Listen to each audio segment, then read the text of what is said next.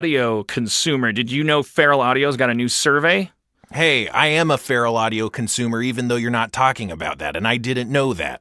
I am talking about that. Man, we're on a mission to get to know our listeners a little better, and that means you. So basically, these surveys, they kind of help us get information about what you like, right? I guess so. Your participation in these surveys makes a difference for everyone making podcasts at Feral. It's a super easy way to support the shows you love. So we appreciate you helping out. I mean, I'll say I don't. But that's just me. I don't like the idea of. I don't mind the idea of a survey. Right. Please feel free to let someone at Feral know that you wish I lost weight. You can seriously in advance go fuck yourself. I don't think these are the survey questions. Okay.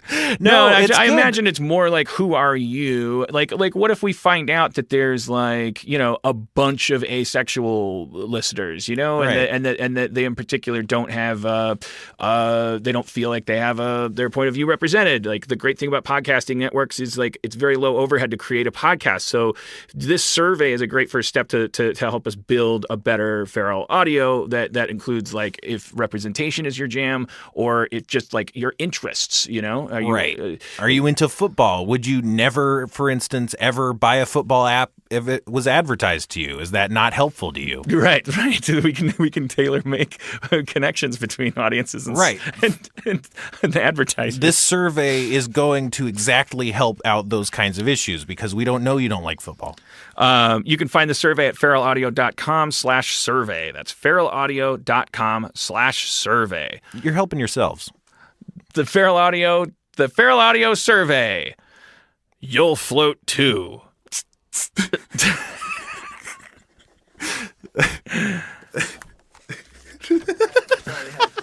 Today's episode is brought to you by Last Rampage, the new true crime film starring Robert Patrick, Heather Graham, and Bruce Davison. And we had the pleasure of speaking to someone involved with the movie. Hi, my name is Heather Graham, and I'm playing Dorothy Tyson in the movie The Last Rampage. The Last Rampage is a true story about Gary Tyson and how his sons broke him out of prison, and it's a very dark story, and Gary Tyson is not a good guy. I play his wife, and I'm super loyal and devoted to him, even though he's pretty much the worst person in the world.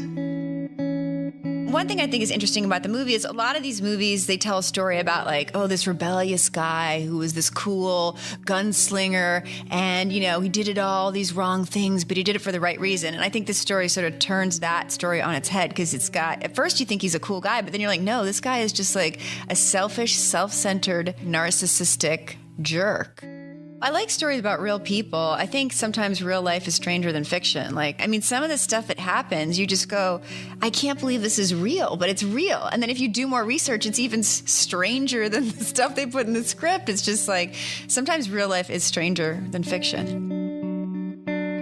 Don't miss Last Rampage, the true story of the prison break of Gary Tyson. In theaters and available on iTunes and all on-demand platforms today. For more information, visit truecrimelive.com or follow the movie on Twitter at Last Rampage Film or on Facebook.com/Last Rampage Film. Feral Audio.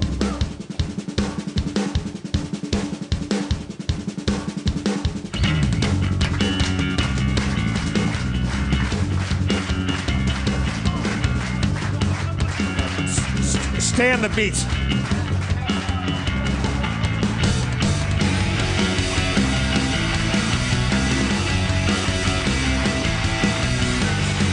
Hello, white people. With almost no sense of rhythm, from Hollywood, California, Harmontown is now in session.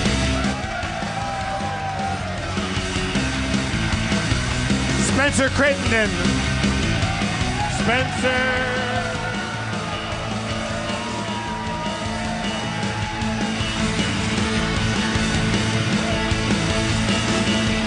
And the mayor of Harmontown, Dan Harmon.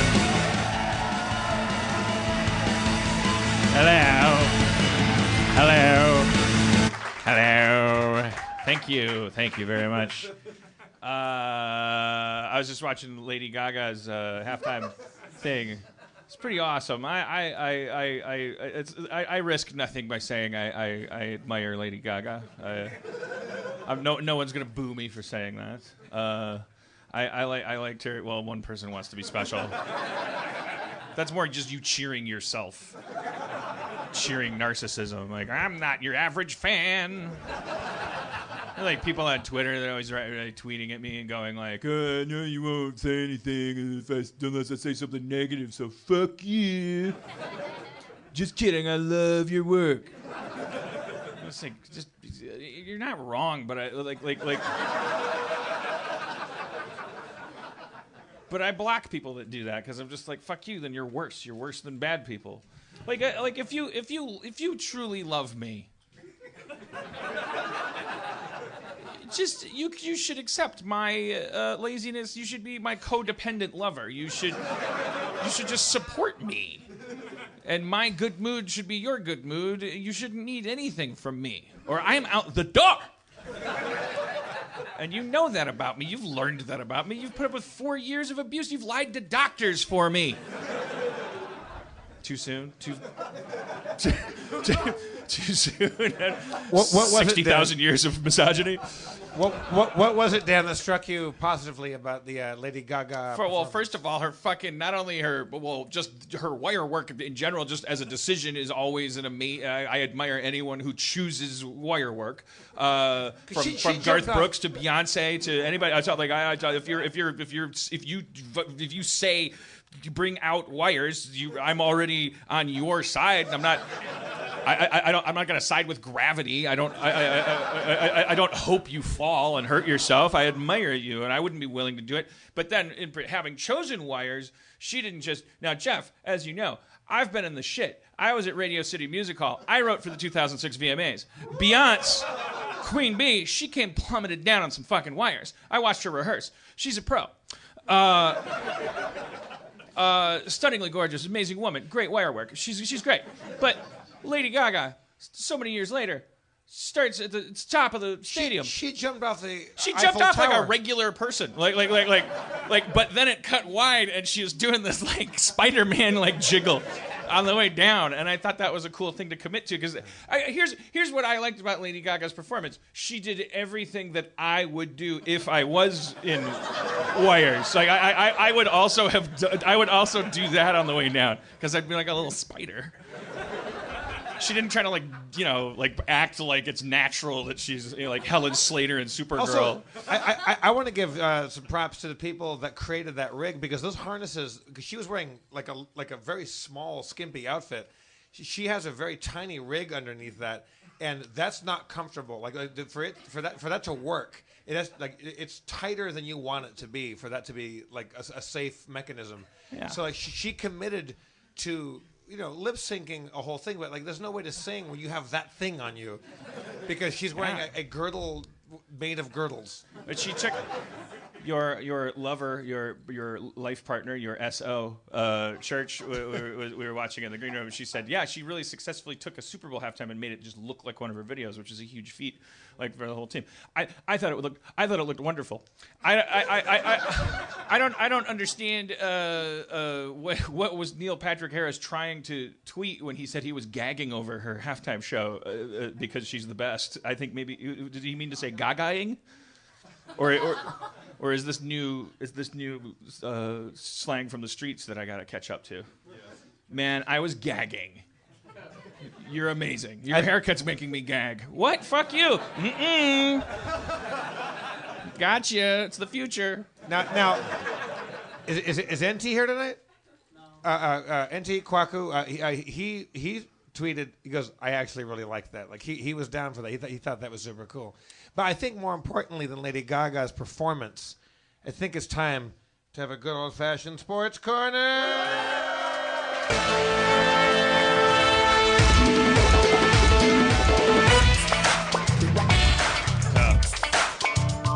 Well, Jeff, I gotta tell you, I mean,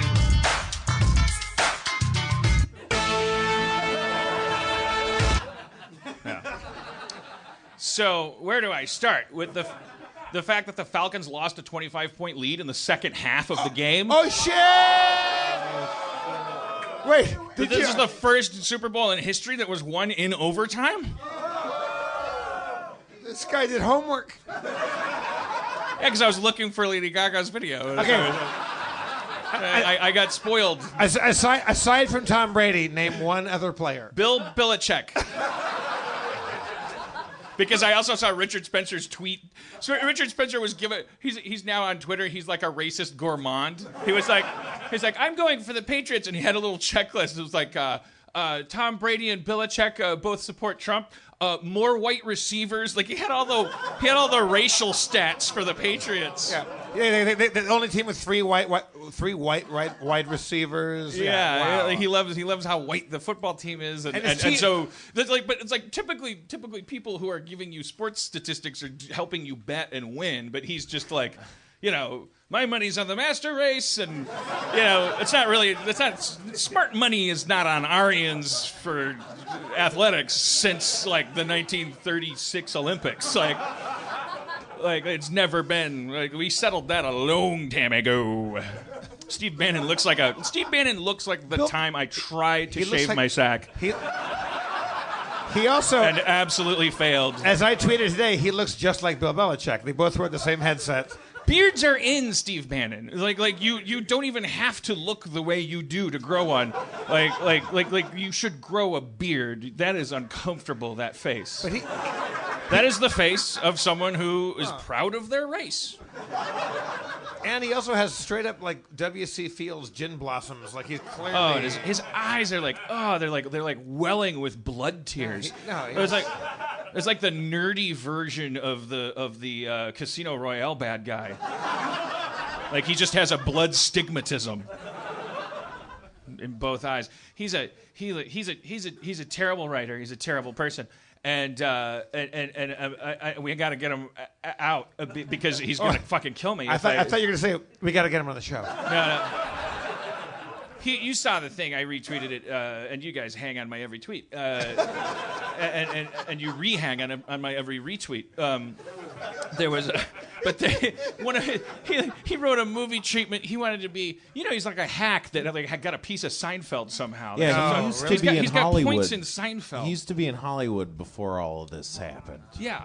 I think that's what gets my goat is that Trump and Bannon, they both kind of represent the things I hate most about myself. Right. Like other people are like, Trump reminds me of my dad. I'm like, my dad is way cooler than Donald Trump. Like it's me. It's like who does this remind me of when Donald Trump tweets? It's like, oh, it's me. It's me.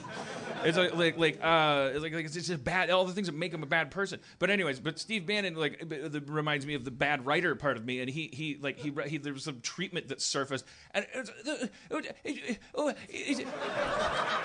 it's documentary style, of course, because Hackenstein.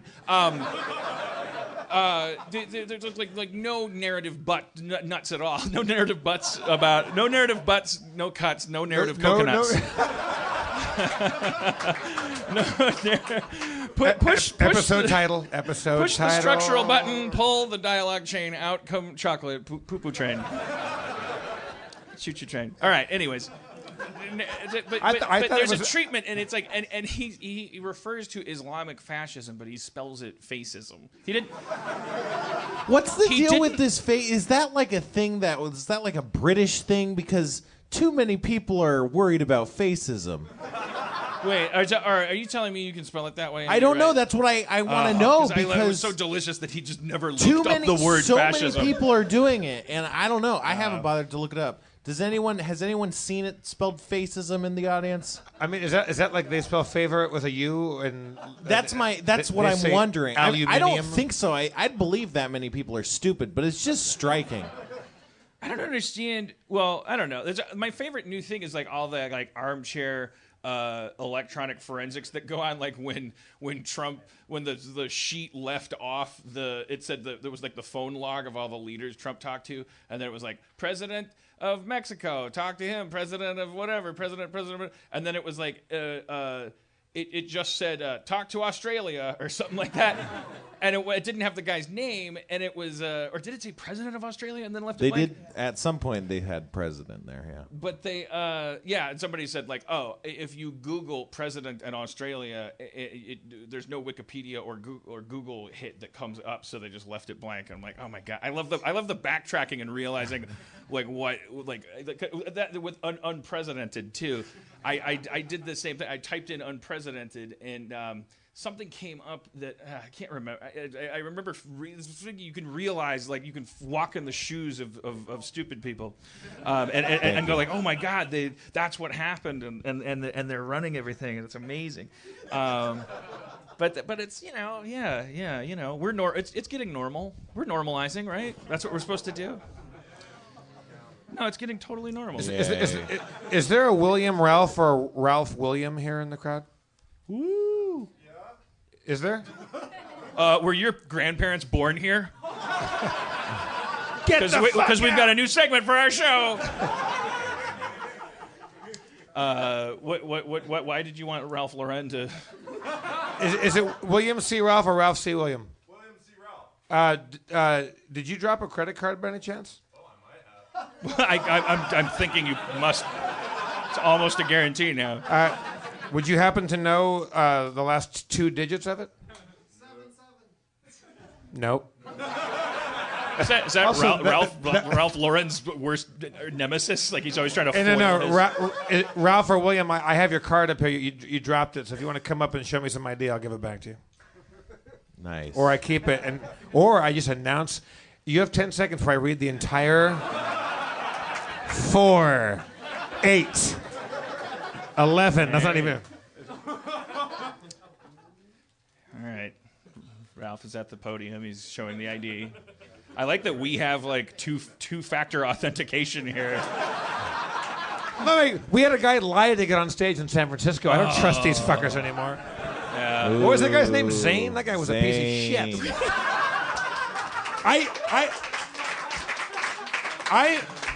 When he came up on stage, I missed the fact that he said to Dan and to the audience that he had lied about being a Trump supporter to get on stage. I'm so happy I didn't hear him say that because I would have summarily thrown him out of the building. Like his suicide thing notwithstanding, I still would have made a point of telling him to fuck straight off into the night. You can't just lie to get up on stage. We would prefer you did not do that. Yeah, it's. I feel bad to make this guy show me ID to give him his credit card back because I don't know what world we live in anymore. That might have been Adam Goldberg wearing wearing high heels to get up here and take this guy's credit card. Mm-hmm. Oh, Adam, you here? Oh, you son of a bitch. Adam Goldberg, everybody! No.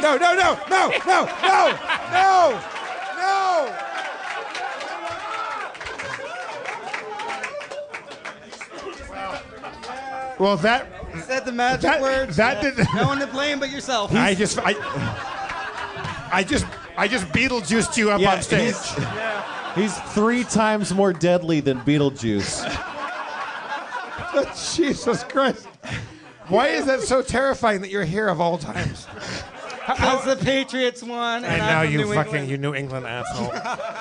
The Overdogs won, and it feels so good. I've been a Fairweather fan for 15 years. I watched a lot of Super Bowls. I'm going to hit your music cue so quick, your head's going to spin. He has a music cue? I'm going to play a musical sting to get him off the stage at any moment. I accept that, damn it. Let's reconnect, Adam. What's been going on with you since we last met? I started a company. It's doing really well, and I'm trying to start a political action committee with Spencer.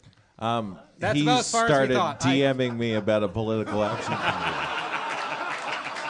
You responded. Oh wait, no.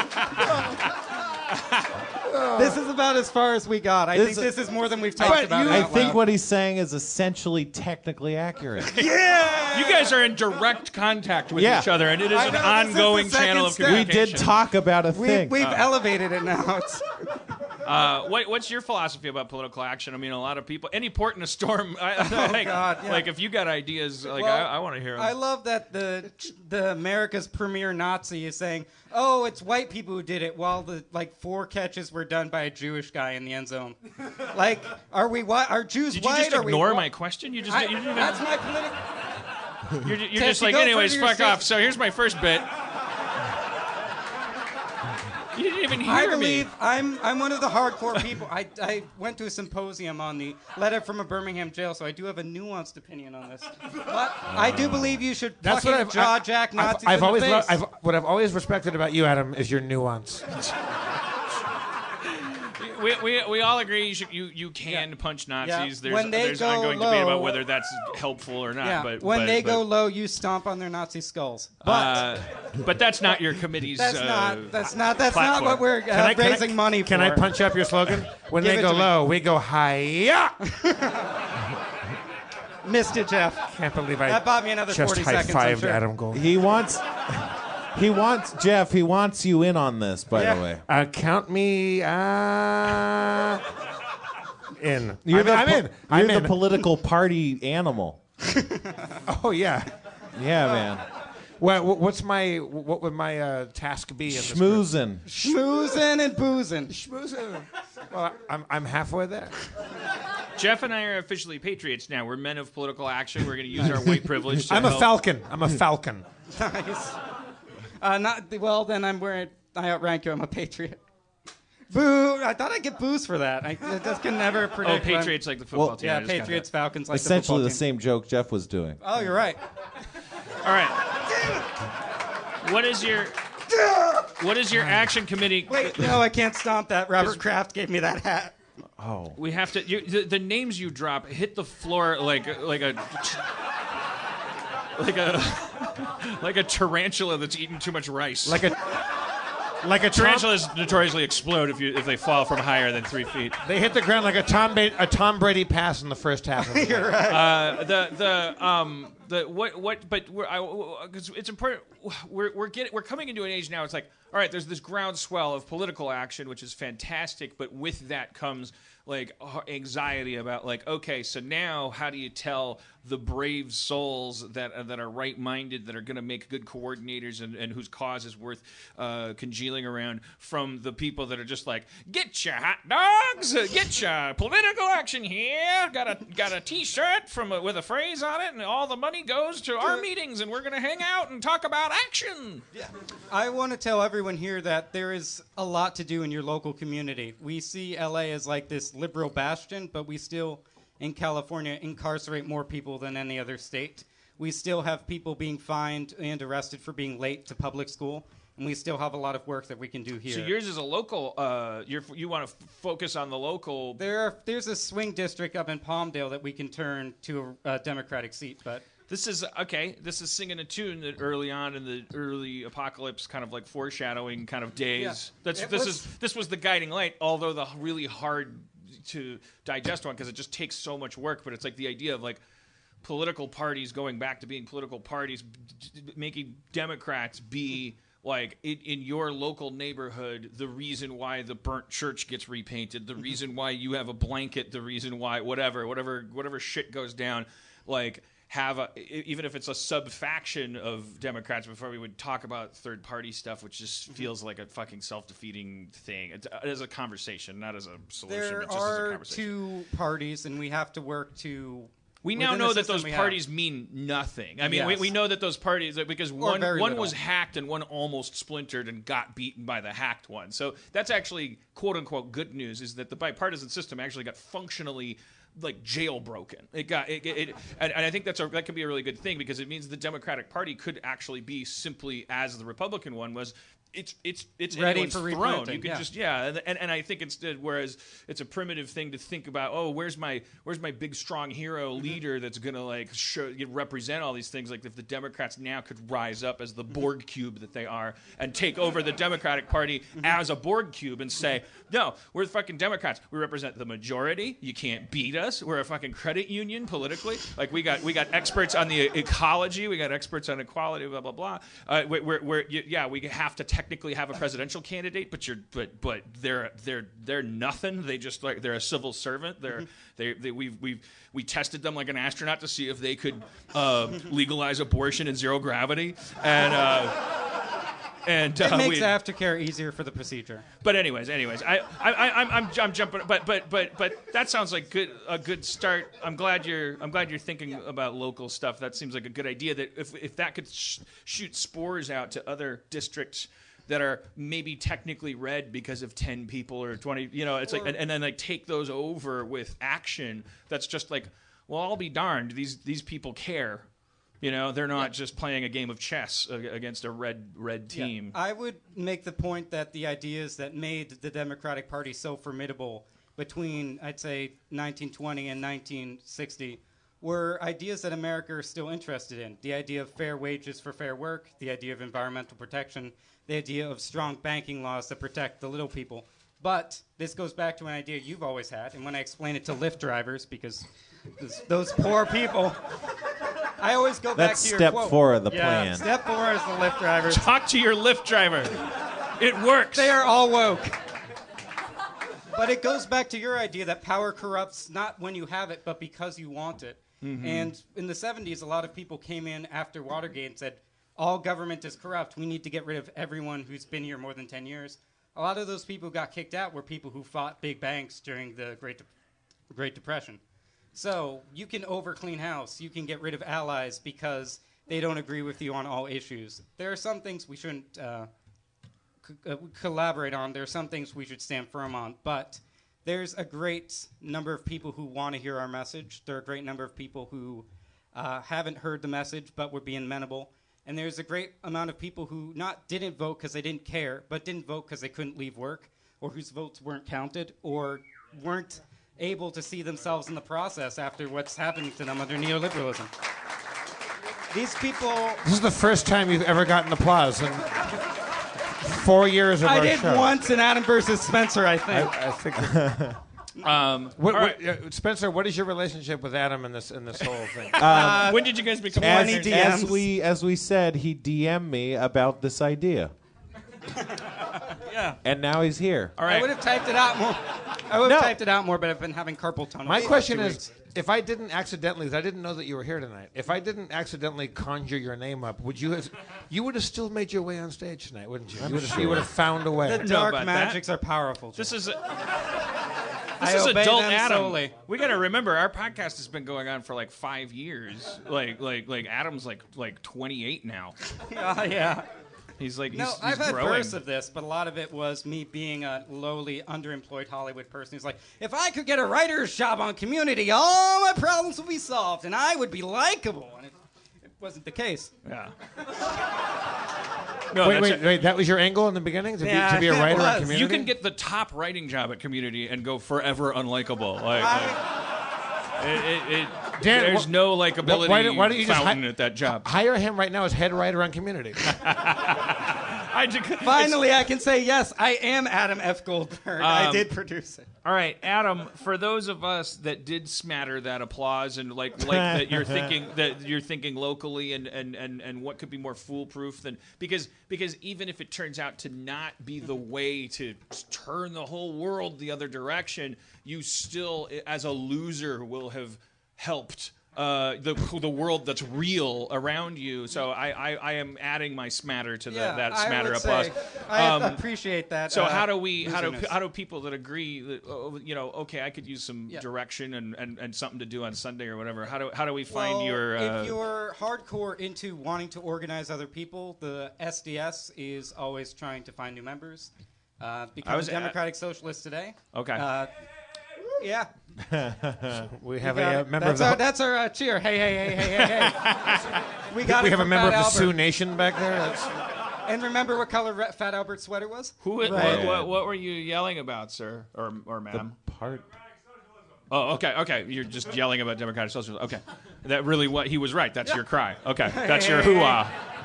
Hey. All right. So, but your organization, you have nothing to plug yet. No. Okay, fine. So we sign up to be socialists, just willy-nilly. If you Google Democratic Party or whatever party you're in your local area, you will find groups. There are Facebook groups, there are meetup groups. There's everything from picking up trash on the side of the highway to, phone banking your senators. There's the I think 11 actions. There's a movement to have something that you can do every week to help bring about the country that you want to see. Yeah, you can follow Adam Ultraberg on Twitter. Eventually, I will stop posting about the Patriots. I promise. All right. Well, and the jokes will be just as good as these. All right. Well, let's quit while you're ahead. Adam Goldberg, everybody.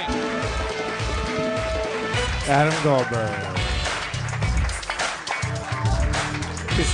It's a whole new world, Jeff.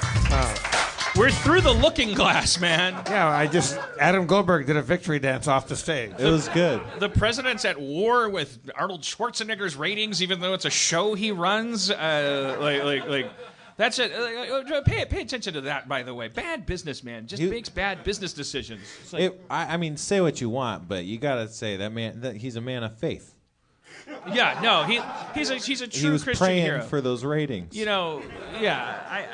But also, I mean, congratulations if you're a 4chaner that wanted to hack the government and get this guy elected like he's a flavor of Mountain Dew that you could make Hitler. Very funny bit, but now the guy that's going to bring about the end of net neutrality has been put in the, whatever. He's got his chairman in charge of vice assistant cybernetting or, is some guy that just fucking hates net neutrality. What is net neutrality? I don't know. I know it's better than non-net neutrality.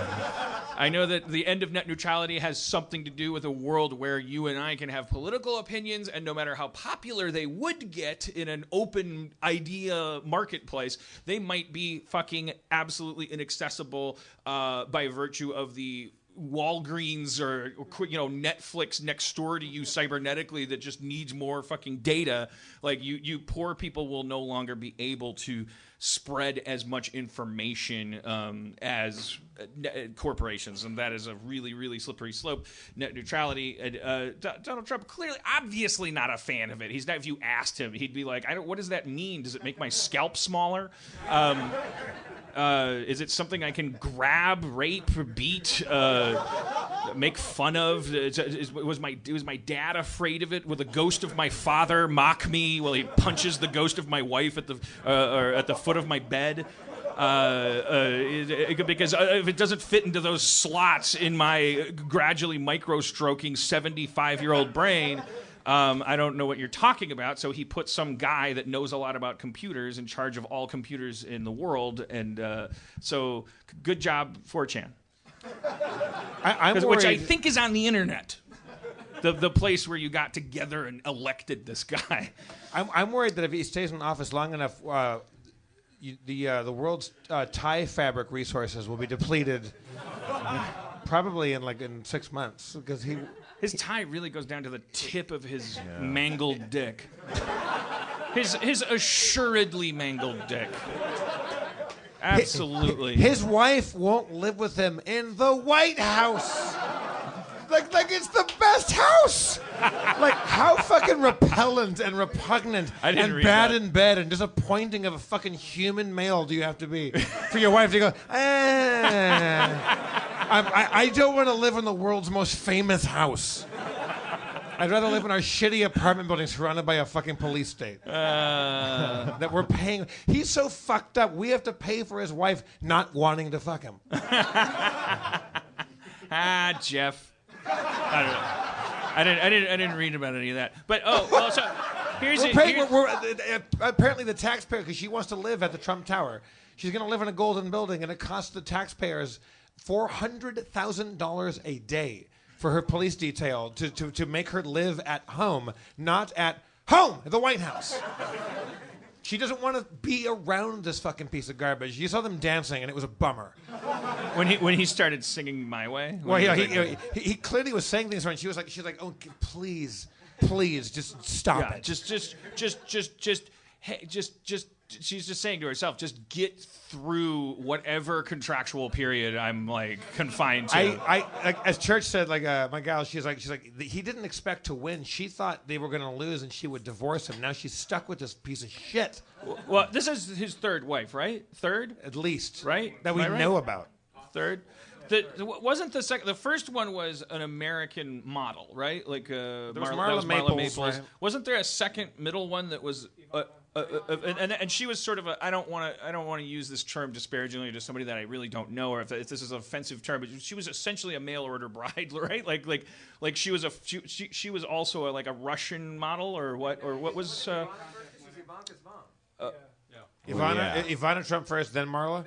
Yeah. Wait, was it, so who's the? I get confused because so this is his third wife, Yes. right? Okay. So this is his third wife. It's his second non-American wife, and I'm not going where you think I'm going. I'm not like Alex Jones going like, wait a minute. I just mean I'm just talking sexually. I'm talking about psychosexual politics. I'm talking about like, okay, so first you have like a woman from your own country that it just was born within the same sort of, glass ceilings aside, the same sort of sandbox you were in with the same rules and things. Then she's gone. She's out of there.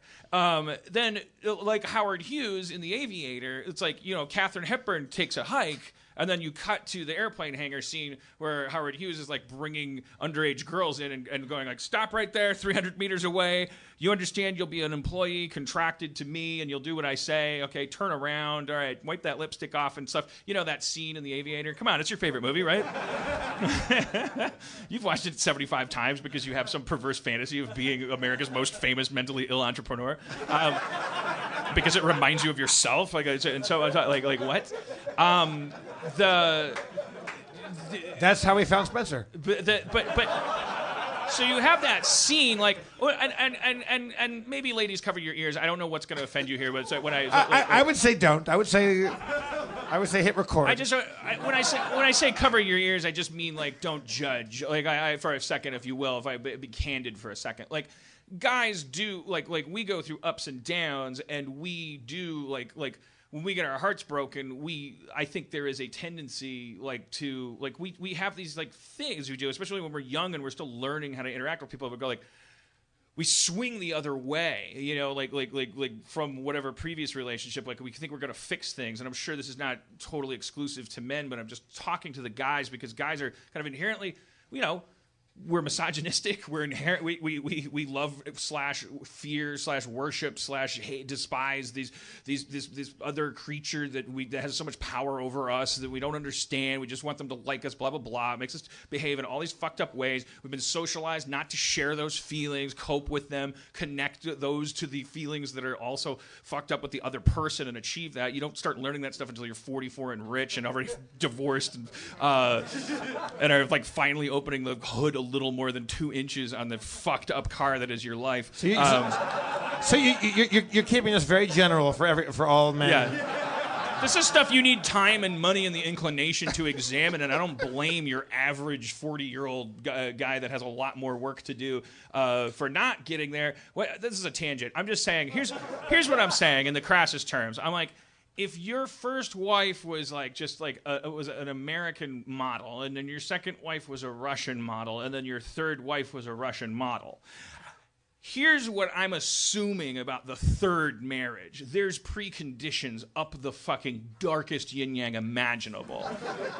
Because there's no other difference. He didn't go to French model. He didn't go to Japanese model. He was like, I like me those Eastern Bloc women, and here's another one. I'm guaranteeing you there's some fucked up differences at the outset of that relationship that result in that face that she's making that broke your heart because you said it reminded you of what you do at the Apple store. Right. Spencer said that's the face of a customer service rep. Right. So you do you're smiling and they turn around and you're like.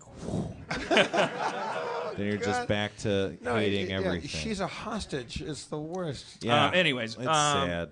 I mean, benefit of the doubt. I'm hoping that she doesn't want to live with Donald Trump because he's a gross, perverted asshole, and she wants to take care of Barron. Like maybe he needs special care or whatever, and she doesn't want anything kids to are do. off limits. Huh? No. Maybe she's an awesome mom who doesn't want to be involved in that circus. I'm hoping that that's the case. But one thing's for certain, she doesn't want to be around him. And now we have to foot the goddamn bill. And we have to be around him. I know. It's like we're the most victimized neighbor in the world to that fucked up relationship. Like the caretaker at the Overlook Hotel had it better.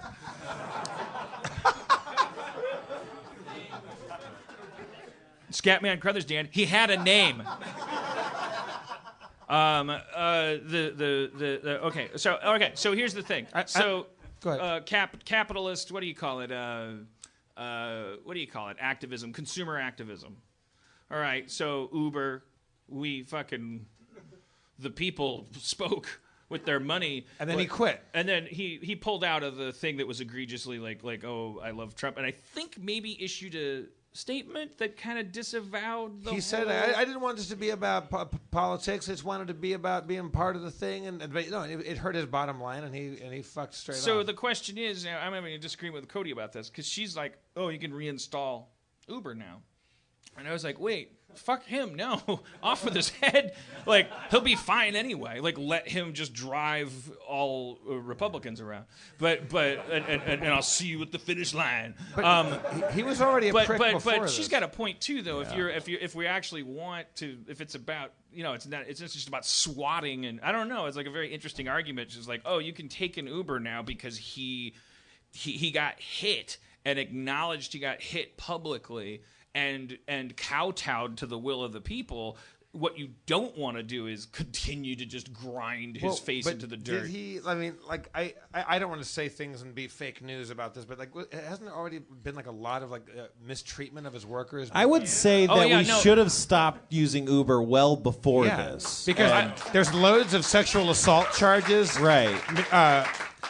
His workers are really ill-treated. You guys really high-roaded me. Well, no, I mean, I'm a big Lyft guy, that. though, because I just like being able to tip, because I'm just like, now I can give them however many stars I want. Yeah. Because I'm paying Here's for it. the weird thing about Lyft, though, now that I've switched, and I'm not going to go back. I've learned to cope with Lyft, and it's not as bad as it was when I stopped using it. Yeah.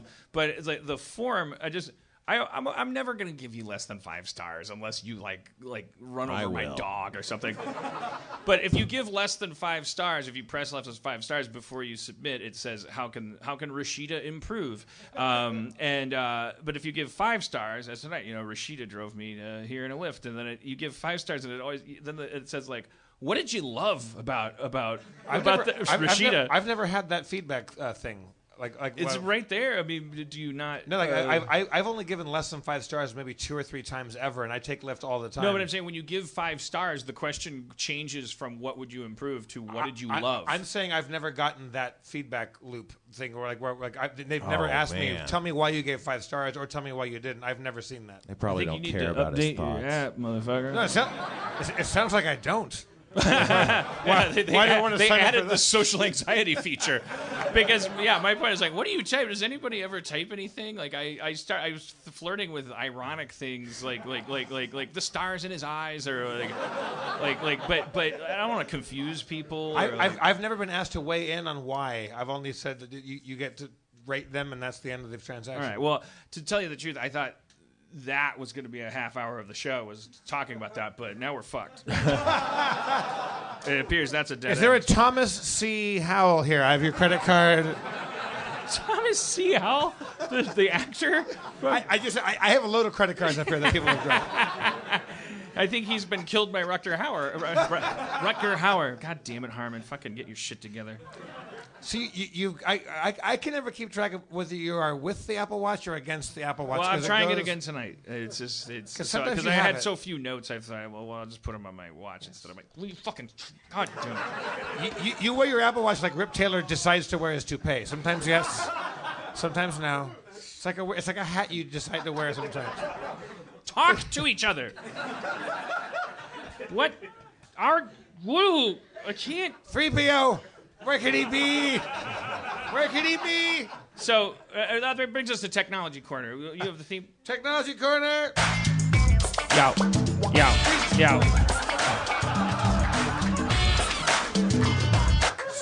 Steve Levy appeared like a fucking wraith. That scared the absolute shit out of me. What do you want with Steve Levy? You say it in the mic. I can't say it in the mic. You can't say it in the mic? Say it in the mic. Rob Schrab is here. Oh, shit.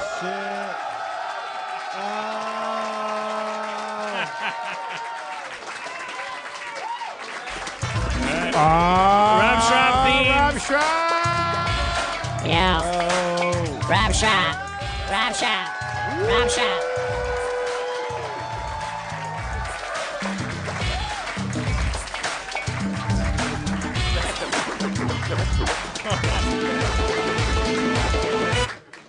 All right, Rob fantastic. Schrab. Making a. Thanks for coming. You- I feel like I invited you. Did you? You guys were really because you did do that, didn't you? I feel like it. Yeah. Oh no, okay. You feel like what? I invited you here. Yeah. Because there's no guest tonight, and then those guys both they came in the green room, and I was like, it's fine, there's no guest, it's good, there's no guest, and then these guys came in one by one, and everybody, Levy, Jeff, Spencer, were like, is there any guest? And I was like, no, and then they each kept going like, did you try Dino? Did you try like all this stuff? I was like, Jesus Christ, you guys, I'm sorry. I don't think I said that. Yeah, just little old me. But then you showed up like a miracle. I like no guests. I think some of our best shows. I can leave. No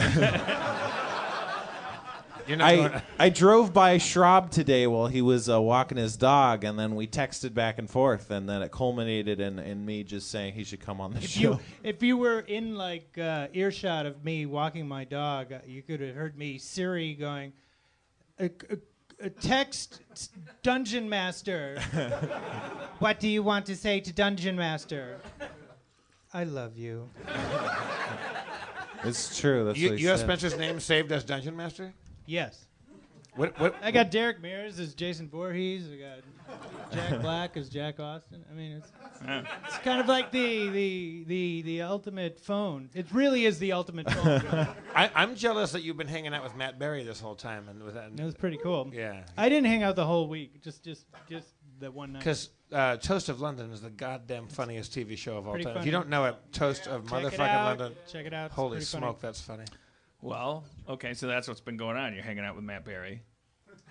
Yeah. You're not bringing him by here Well, he left yesterday because of something I said. because of I my said show. No. Well, if I stay longer, I'll have to be on his podcast. Yeah. No, he was. I want to go back to London. No, he was in Eureka for a month shooting a movie with Aubrey Plaza, and now is just came here for a week to hang out. I only saw him one day. Did you get these yet? Oh, that's not. Well, wait, what was that? I'm curious That about was that. an iPhone charge Are they block. pills? Did you get these yet? Are they? Oh. What are they? Airbuds. Airbuds, is that what they're called? Airbuds. Airbuds are the dog that plays basketball. Yeah. They're called Airbuds? Thank God they got rid of the wires. Because now you only look... You only look like a complete douchebag. He can't hear us. He's I- lost in the groove. I love music, but I would rather never hear music again than be caught wearing those fucking things. Carry on my wayward son. There's just What so keeps- much that wires offer in headphones. What Here's keeps them from falling out of No. your ear holes? Well, the same thing that always did. Your ears. Yeah, They're but now wedged you- in your ears. But They if- never if- fell out. if- They haven't fallen out since 2010. They changed the shape. They wedge in their ears like little arrowheads. But if you Yeah. drop one, you're out a whole goddamn I thing, right? I don't wear those because I lost so much hearing because of those. The older ones. We'll get to that in a second. Wait, there was the only thing I don't like about these, I thought I was comfortable with like Ray Kurzweil's singularity. You know, like I'm ready to become part of the computer world. But then these things, they know when they're in your ear, and I was like, I'm out. Nope.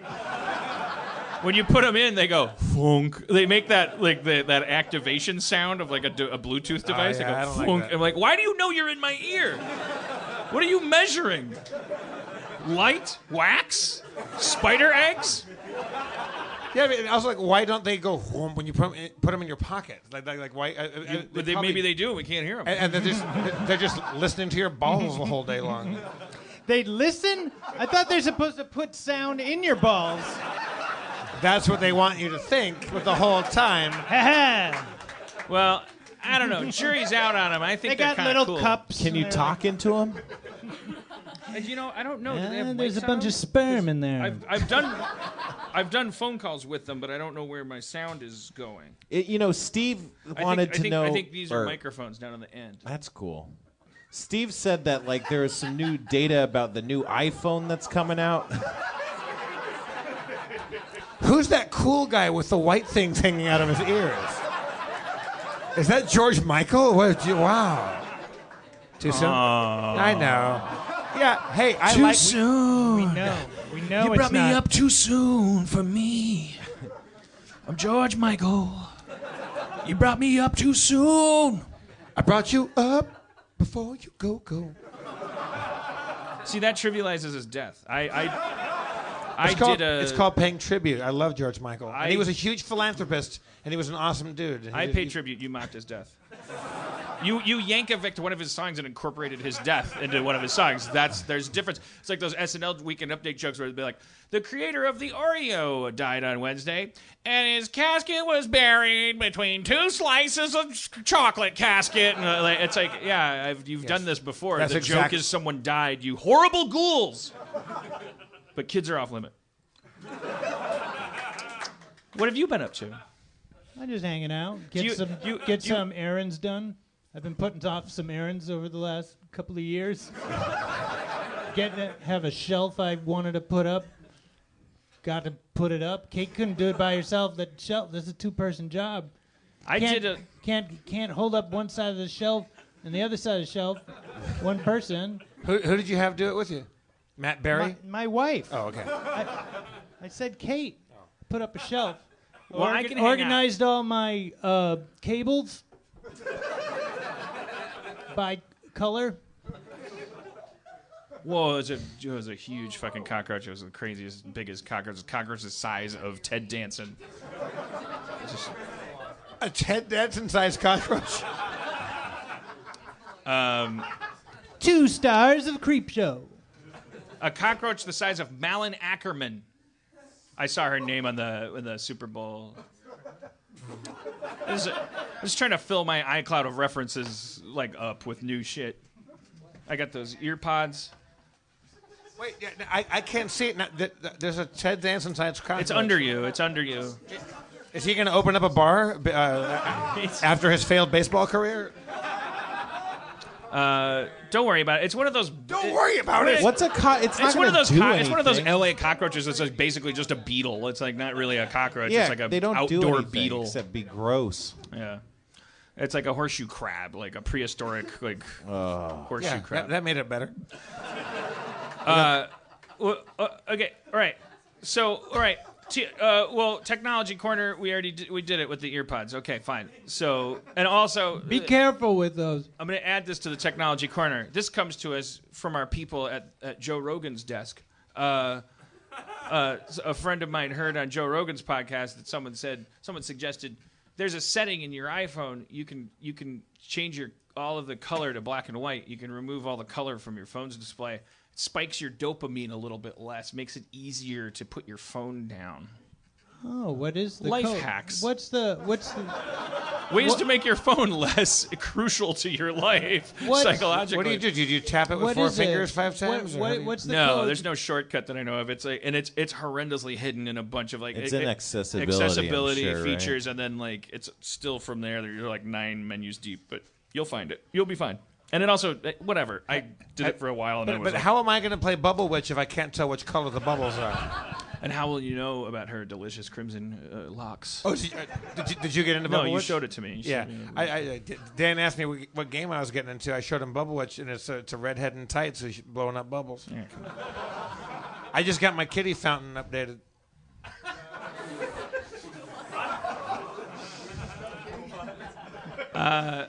Nice. Rob, Awesome. How's your health? Your physical health? You're somewhat notorious for your compulsive scrubbing of your butthole, scalding of it. You had a parasite in your stomach at one point. Yes. When was the last time you scalded your butthole, Rob?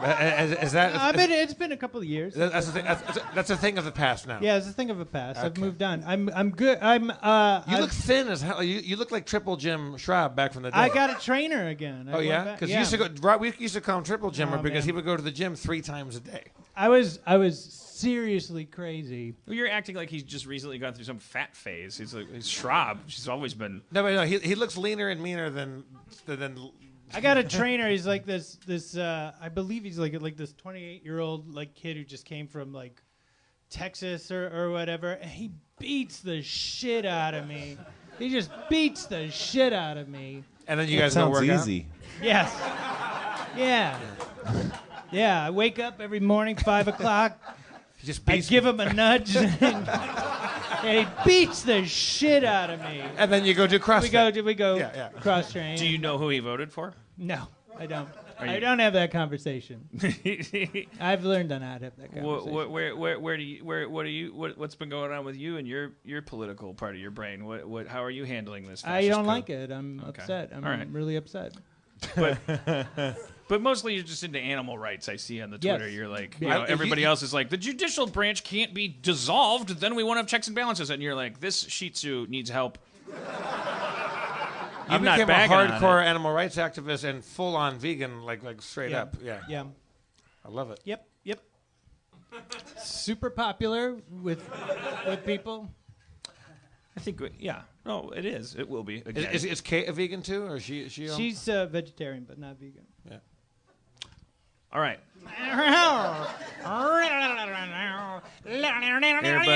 black and white phone, lift. Yeah. Oh yeah, that's it.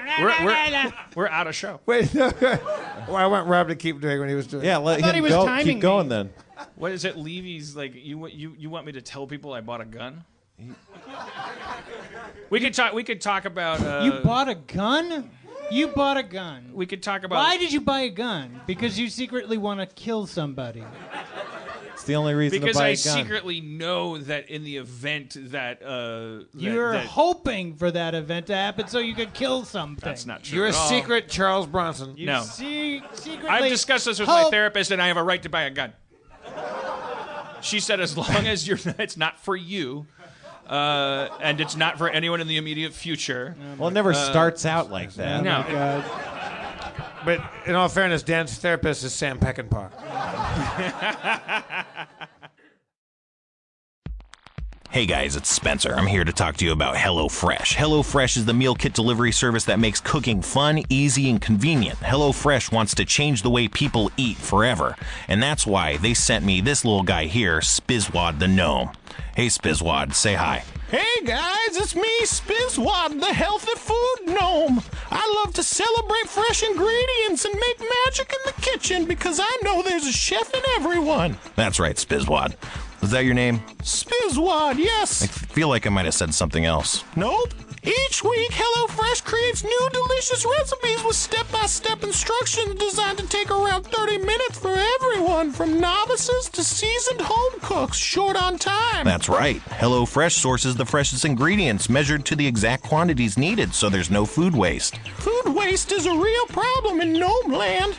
That's not what you call it. That's really tacky. Don't insult my home. Did you know that they employ a full-time registered dietitian who reviews each recipe to ensure it's nutritionally balanced? Yes, I did. Do they deliver to Gnome Land? Because, HelloFresh delivers to your doorstep in a special insulated box for free. Yeah, even to Gnome Land. Well, all right. So I gotta ask you, what's your favorite meal from HelloFresh? I don't know. The lean mean chicken and greens with rosemary potatoes and gremolata is pretty sweet, and it makes me feel good that I can make it myself. What about the meatloaf balsamico with mashed sweet potato and green beans? Yeah, no, I like that too. Or the Turkish spice salmon with blood orange and couscous pilaf? Yeah, no, I like that one. Or the penne with kick and a pancetta tomato arrabbiata sauce? Yeah, no, I mean, really, you could... Or one-pot Italian wedding soup with pork meatballs and kale? Yeah, no, all of those have been really good. I found myself having fun cooking them. Yes, and that's what HelloFresh promises to all users. It doesn't take magic to figure out how easy it is to cook healthy meals for your family with HelloFresh. That's right, and right now listeners can get 35 off their first week of deliveries just by visiting HelloFresh.com and entering the promo code Harmontown35 when you subscribe. That's $35 off. That's more than half off the list price of your first week of deliveries just by entering the promo code Harmontown35 at HelloFresh.com. HelloFresh.com! It's magically... No, don't. That's someone else's line. HelloFresh.com! It's terribly good! Well, that's kind of negative. Don't tell me how to do my job. I'm 400 years old, Sonny. HelloFresh currently offers customers a classic box Or a veggie box. That's right, and they'll be launching a family box soon. Customers can order 3, 4, or 5 different meals per week, designed for either 2 or 4 people. And new recipes are created every week, and every week you can pick your own recipes. For $35 off your first week of deliveries, visit HelloFresh.com and enter Harmontown 35 when you subscribe. Harmontown 35 when you subscribe. Harmontown 35 when you subscribe at HelloFresh.com.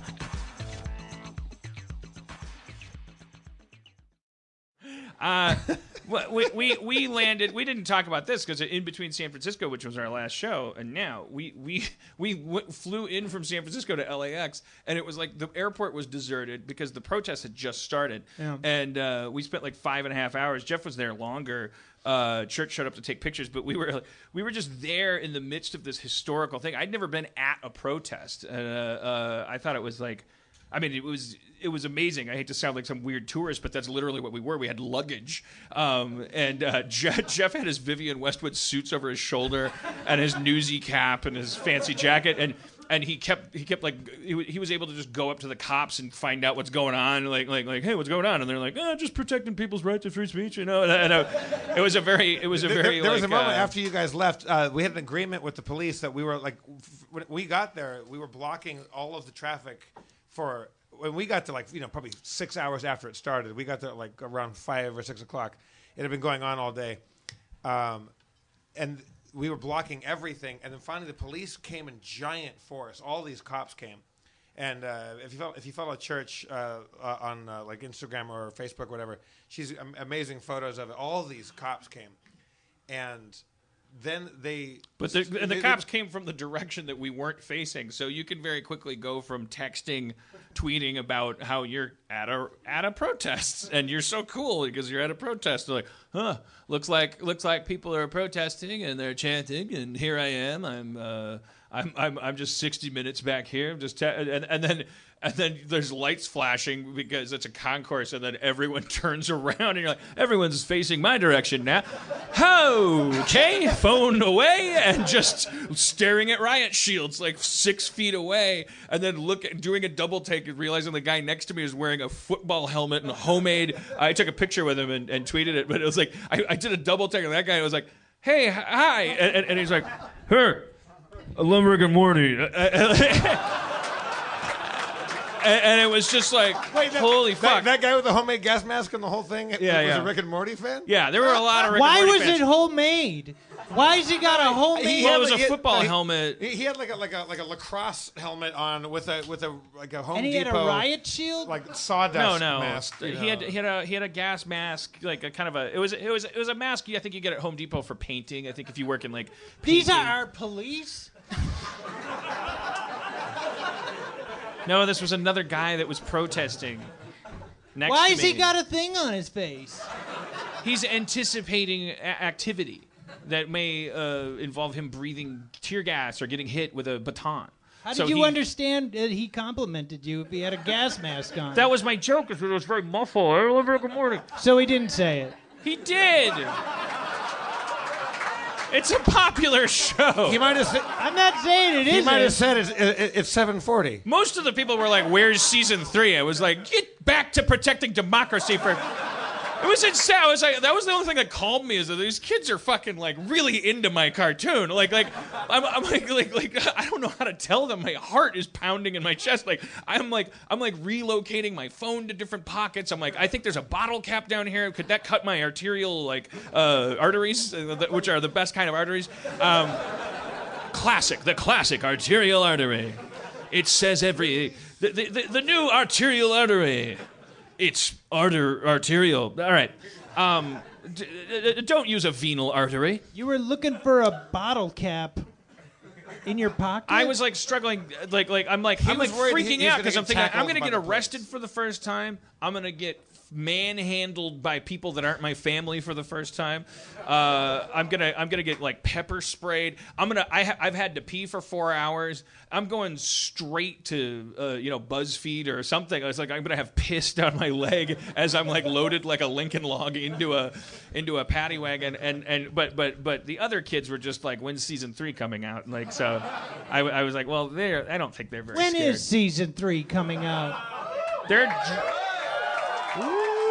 I mean, you gotta have a date and time. I think it's time for the season 3 Rick and Morty update wrap. Hey, you want to wrap? Hang on a second. Give me a second.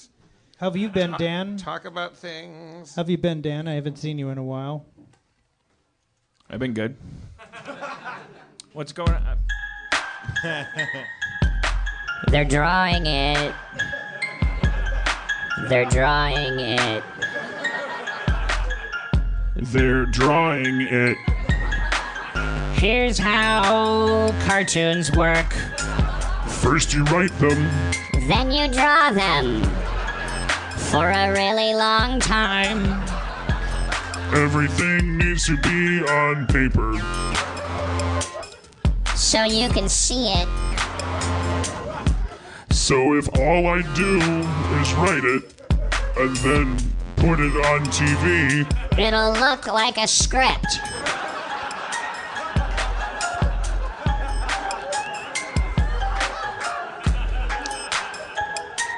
instead of Rick and Morty, which you seem to like. So, when you ask me where it is, the answer is... They're drawing it. And when you tell me to stop being political and get back to drawing it... I don't draw it. I know it looks like I do. That's called style. Those artists are still actually talented and went to school. If I literally drew it, the show wouldn't exist. It would be, it would just be Pacman fighting Garfield. Those are the only things I know how to draw. They would be illegal, unlike our blatant Back to the Future ripoff. They're drawing it. And they'll be drawing it until they're done drawing it, and then... Adult Swim will choose when to air it. Not me, because I don't own a network. It's called TV. The T is for television. V is for very much not my decision. When to air things. Because remember how you learned who I am? I'm the guy who writes and produces things that end up not on TV a lot because I don't control whether things are on TV or not. If I did, we'd be in season 9 of Community, and it would be 48 episodes a year, and there would also just be shows about me taking a shit. I would be at every show. Because I'm gonna stop when you say stop. I'm gonna fuck your mama like the head of a mop. A hip hop to the hip hop, a hop. One day Superman came down. He said, I'm Superman, so comparatively you're a clown. I said, ha ha ha ha ha ha ha ha ha ha ha ha ha ha. Superman got his woofers and tweeters out. I said, motherfucker, democracy is gonna shout with your titties out. A roundabout. I got the gout. Superman ate too much rich food. Heavy creams and sauces. He thought he was impervious to them because he's Superman. A lot of people don't know. Totally normal internal digestive system. He can succumb to things like gout. A lot of people say gout is Superman's kryptonite. From a strictly dietary standpoint. However, gout can never actually kill him. He can, because he's Schrab's on his phone. He's fucking checked out. Anyways, they're drawing it.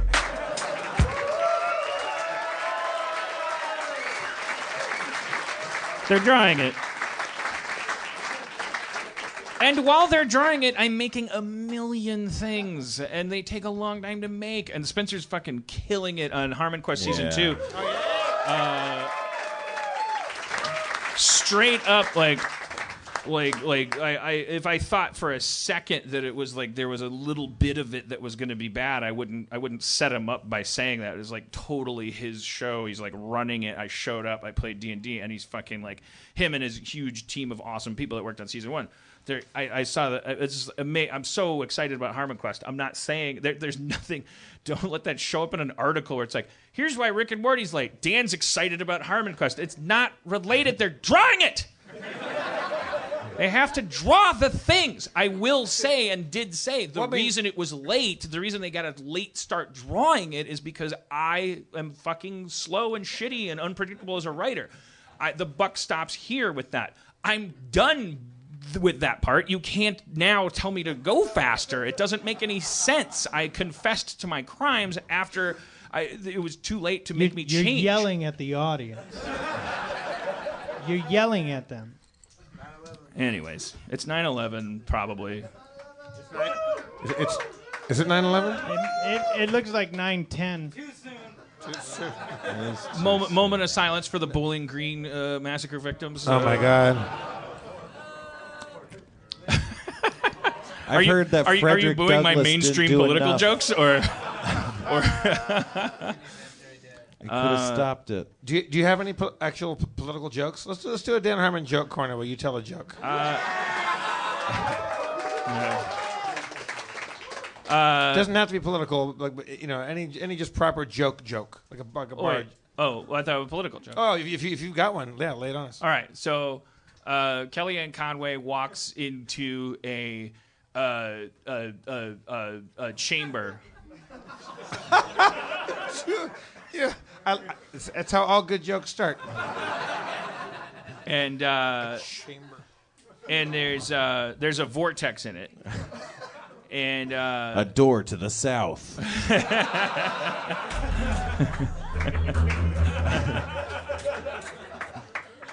and there's other people in there, and she wants to save them because they're Nazis or something, and so she says, I'll tell you what, you guys run, and I'll put the vortex where my soul should be. And they say, but how will you keep your physical form from desiccating in this like really on the nose evil way? Like you like how will you keep yourself from looking like an over the top sorceress? Like as if there's like weird like permanent mascara tears going down the lines where your veins supply blood to your eyeballs from a heart that may just be a black rock that glows and pulses rather than beating. And she's like, I don't know, I'll just deal with it. And they run, all the Nazis run, and they're like, yay, we're free, we made it out of that chamber where there was a vortex. And then she's like, I made it too. And they're like, but you... By the way, if you guys have heard this, you can stop him at any time. No, but I don't have any political jokes. I didn't mean to stop you. It's really hard not to make fun of Kellyanne Conway's appearance but it's like one of those weird. She looks like the lead singer of Hanoi Rocks. It's a catch-22 because you're like, you know what? Part of this is you want to be woke, you want to be on the right team. It's like we want to live in a. Right. It's like you're using tools that the enemy uses. President, just go like, oh, she's an ugly woman. Like well, that's not really the point. It's just more like she looks evil. Yeah. No, the president of the United States, fat and feminine and everything possible, shamed everybody. We're allowed to say he has a giant ass, and she looks like the lead singer of Hanoi Rocks. Yeah. But you can hear it's not going over well. Because they don't know. Just look up the lead singer of Hanoi Rocks. All right. It's like Picture Pages. Like, there's supplemental material to our entertainment. There was this thing called Picture Pages starring a man that turned out to be a famous rapist. He was so famous for rape. Well, he is. I'm saying he ended up ended up more famous for that than pudding. Yeah. You got to admit. Yeah. He's the second least powerful rapist in America right now. Who's the least powerful rapist in America? No, second most, I meant. Oh, okay. There we go. Let's check in with Spencer to see what's going on in China. Hey, guys. I got these pickles. We can't carry on. Why did you bring pickles? They're great. Where'd you get the pickles? From Artisan Cheese Gallery. Oh. Spencer's into pickles now. Hey, go to Baller Hardware. They sell pickles at the hardware store. No, they don't. I know. They sell pickles at the hardware store. And I Right. went, why are you selling pickles at the hardware store? And they said, because they're fucking good, man. And I Baller went, Hardware? Let me try some of these pickles. And I finished the jar. They're good, man. That sounds great. You got to get these pickles, man. Are they their own brand of pickles, the hardware store people? No. They're just name brand pickles and they stock. No, they're not name brand. I guess they're made in Silver Lake by a friend of the guy who owns the hardware store. Oh, that's awesome. So I can go get some keys made, buy some light bulbs, Get some pickles. get some pickles. Get some pickles. This sounds like one-stop shopping. And leave. Yeah, they got the small baby pickles, and then they got the larger ones too. So you really are. I get one of each. Spencer, can I try one of your pickles? Yeah, they're in the back. I bet Steve could bring them out. Can you bring out these pickles? Steve, would you bring out the goddamn pickles? You really are getting into home improvement, which is funny because when I got fired from Community, Thanks, I kind of Steve. I started hanging shelves and shit. It was like some weird impulse. And you are we allowed to talk about the fact that? Well, it's all over the place Well, if I know what you're talking about. Your relationship with Lego has reached a conclusion, and, Yes. and now you're putting up shelves. Just that's what I did after Yes, Community. I had a lot of errands that I've been putting off, and I had to leave Lego to put up some shelves. Do my laundry. What do we got here? There's ones that are peppers and ones that are pickles. Oh, these are fucking delicious. Right.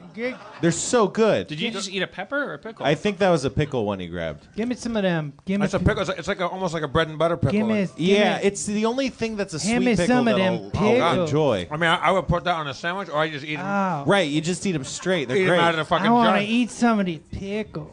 All right. Is there anyone in the audience? They're spicy too. Yeah, they're spicy I too. want to eat some pickles. Get a pickle. People paid gonna $10 give- for this show. Oh my god. Paid $10. Now, Waited in line. But right now, if you are a new subscriber to the live stream, your subscription fee goes to the ACLU. We match your donation. We don't Yeah. we don't send We're gonna your match- money to the ACLU. We're gonna match your donation. I guess that's a legal thing. Like we don't we match it. Yeah, Meaning, if you subscribe now to the live feed, we're going to match all of your money until the march when we find out that Donald Trump is a bad person on the tax march. But we haven't found out if he's a bad person yet. Yeah. We're gonna hope to find that out one day. Is there anybody in the audience that, and since it's been kind of a sausage tea party up here, named Thomas C. Howell? I would go with a ladies first rule, but I'm more curious. Is there anybody in the audience who's kind of say a veteran protester, somebody who's been at like more than like 5 protests? Nobody. Wow. We're 4 protests. Well, that's important to note too. Like we're all. I mean, you guys are like me. Like we don't. We've entered new times where like. Lower the number. What about a woman that was women here that were at the women's march? Oh, you're just coming up. You didn't raise your hand, but you're. Okay, no, it's fine. And you definitely. I don't. Yeah, you look like a protester. Come on up. Hey, yeah. man. What's your name? I'm Harry. Harry. Okay, it's Harry. Everybody. Hey, everyone. Do you want a pickle? No, I actually really don't like pickles. I will take a. You'll vodka, love though. these pickles. These pickles are pretty Pickles good, are man. like cats. Everyone thinks I'll love their cat. Everyone thinks I'll love their pickles. Well, everyone's cats are bad, but these pickles are good. So, Harry, these pickles are off the fucking deep end, Yes, Harry. Dan. Treat yourself to one of these pickles. I'm gonna stick with no pickles. Harry, Take the pickle. I'm protesting these protester. pickles. Don't protesting fucking make the drink rampage. Drink that dill juice, Harry. Harry, drink that dill juice. Harry, come on, you fucking pussy. Drink that dill juice, man. No, I mean I'm definitely scared to drink that. No, drink it. Drink that dill juice. Dill juice. Fucking Harry, drink it. Fucking pussy, man. Harry's not drinking the dill juice. Drink that dill juice. No. All right. On the All right, graph, Harry, the amount of laughs toward time spent on this bit, like it's we peaked, and now we're gonna ride downhill into the next segment. Harry. Yes. So it was my first protest. I had to be flown into it. I was also there. Were you there at the LAX? Yeah. When we shut that shit down, arrivals and departures. But I was for 5 also minutes? there like days prior and after. Fuck because you, high people. road No. This isn't for use for them. You got off on an airplane. I know. I was flown in with luggage. No, people like. I was like, hell no, we won't go. Not until my dog sitter is off duty. I don't know if it's because like some get more traction than others on social media, but people seem to like arbitrarily choose when to go to things that are like consistent. Like the Yeah, like Women's on March was like weekends. a set thing that happened at a time on a day. LAX was like, we kind of need you here always because there's planes keep coming in and people keep being detained, and Right. like if you're trying to be there to just be like a physical body of support, like that's always needed until this shit changes. And so, well, I'm gonna skip over a topic that'll make me babble for too long and put my foot in my mouth, which is, but to hold the pin, I want to get back to this topic after the next one, which is I think white people need to go to protests more than other people. White people sitting at their keyboard at home are doing 3 times as much by not doing anything because it's because society is unfair. It's because of all. I said I wouldn't talk about it, but put a pin in that. White people need to go to more protests. Put a pin in it, Harry. And move that pin in accordance with the LAPD's wishes every 5 minutes. That's my next topic. So when I was at And they eat a LAX, fucking pickle. what is obviously the LAPD has more experience than any protester out there as an organization. Maybe not the actual cool cucumbers, the very ethnically diverse cool cucumbers they put out on the front lines. As human beings, I gotta say, the first thing that hits your mind as a first-time protester being there was like. I love these protesters and I love the LAPD. It was like this weird thing, but then throughout the evening, by the time I got home, I was like, oh, we got played. It's like oh, peaceful protest. Everyone was so proud of how peaceful the protest was. Well, the protest was peaceful because the protest was run by the LAPD. Yeah. And every time somebody started chanting "fuck the police," everybody would go like, "Peaceful protest, peaceful protest." We wouldn't want anyone to get arrested, tear gassed, all these things, but. It's really tough because basically the protesters ended up making a deal with the LAPD. They were in constant contact with them, which I thought was a glorious thing. There is a positivity to that, right? There is a positive message that sends, especially when the cops aren't the ones holding the detainees. I know you're going like, Dan, what is your question? No. But the LAPD isn't in charge of the detainees, they're working with them, cooperating with them. It actually does provide these like spine-tingling opportunities to be like, hey, maybe you guys should be over here too. You are all like a rainbow of people descended from, whose family tree goes up 2 feet without an immigrant in it. You're just wearing riot gear because that's your job. Like, get over here. And it's like, there's some moments where it was like, they might do it. I saw an airport cop, technically not LAPD. I forget the exact distinctions there. But he cried when one of the detainees got released, and then I called him on it, and he quickly got really macho about it and like wiped his tears off. Jeff's girlfriend took some great pictures of Church. She could just be Church. It doesn't have to be Jeff's girlfriend. What a fucking horrible society this is. She loves pickles. She got there too late in the game to if she had been there. She's an amazing photographer. Nothing makes you realize more than photos, like how the history that we're living, and you see it because it looks like Time Magazine. Let's bring Church up. She's sitting right here. Okay. Church, Cassandra Church. Just the pictures. Hello. The pictures that you took of that young lady who had she had decided to focus her emotional energy on one cop as if that itself were a weapon, quote unquote weapon. It's not destructive. She was just probably both a tactic and a very sincere thing because she was unmistakably sincere. And the cop, you said, well, you describe it. Well, it was when I first got there. And as you say, they were in the street for a little while and then bringing people back up onto the sidewalk. And at this point, this is when all the police started pushing everybody back up onto the sidewalk. And this one particular girl caught my eye because as a photographer, I pushed my way to the front to try to get a view of everyone facing the police. And this one girl was just glued on this guy. And she had just tears like rolling down her face. And her sign said, like Syria, Yemen, Iran, welcome here, with a heart. She was sobbing and sobbing and sobbing. I was like leaning off the curb practically onto an officer who just kind of like leaned back and acted like I wasn't doing it because he could see what I saw and what I was trying to photograph. They were being very nice to photographers. They were being incredibly nice to photographers. At one point, I was on an overpass looking down at these guys, and they were smiling and waving and laughing and taking photos of me with their phones. And then they were all just on Instagram. They were hanging out. They were fine. There was absolutely no problem. But I couldn't hear what was being said between the girl and the officer in front of her, but he was whispering to her and trying to calm her down. And they were having some conversation that I couldn't hear from where I was standing, but he seemed to be consoling her. Right. She was pleading something with him and trying to get him to understand. And from what I probably could tell by their gestures, along the lines of "I'm just doing my job." Right, and he's probably saying something like, "I know, I understand, and I'm just doing my job." Like it's okay, just stay back on the curb. And that could be the most important interaction that you have with police is getting them to admit that they're just doing their job, reminding them that the whole time, because that means they don't have to be mad, they don't have to be.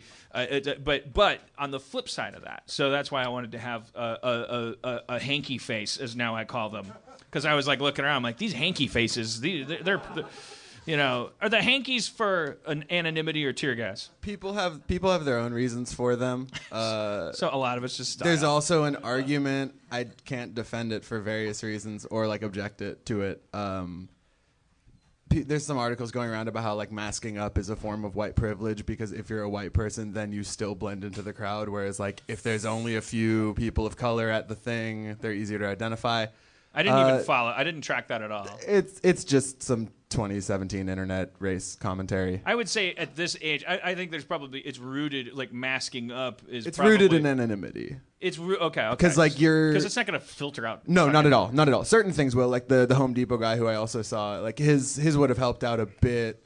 But yeah, I mean, if they throw tear gas, your sunglasses and fabric aren't going to do shit. So at a certain point, before church got there, this is what happened, which I think this could be a microcosm of what we're all facing. If we're all going to be protesting and marching, it's like this is a really difficult thing because there was an exhilaration in the air. And part of the pride on the part of the protesters was, in no uncertain terms, the fact that we were working in what you have to call cooperation with the LAPD. That felt like a triumph. Now you're dealing with a police department that has been at a million of these, but on the other hand, all of these individual police officers are human beings, as are the protesters. But when I get home and I see basically that the protest got successfully broken up, and I look back and it was like there was this moment where we were all standing and blocking the upper concourse, and one of the megaphone people said, here's the deal. The cops are saying so far we haven't broken the law. Because they haven't issued a disperse order. When they issue a disperse order, we have a decision to make. Are we going to become criminals and turn this into a thing that's going to end up being a news item about how we were criminals and how the crime had to be put down? Alternatively, they've offered us a deal. They've said that we can stand on the sidewalk for 15 minutes or 30 minutes and then disrupt for 10 minutes and then do that in alternation. And there was a pause and then someone called out, 15 minutes, 20, 15. And it turned to The Price is Right about how we got the nuts here. And it's like, I'm not disparaging that. I'm just pointing out the absurdity of it. It's not because what happened was a wedge got driven in between the people that have done this before and were not necessarily hoping things would deteriorate, but at the same time probably like that we're prepared for it. And that's always going to be a smaller group.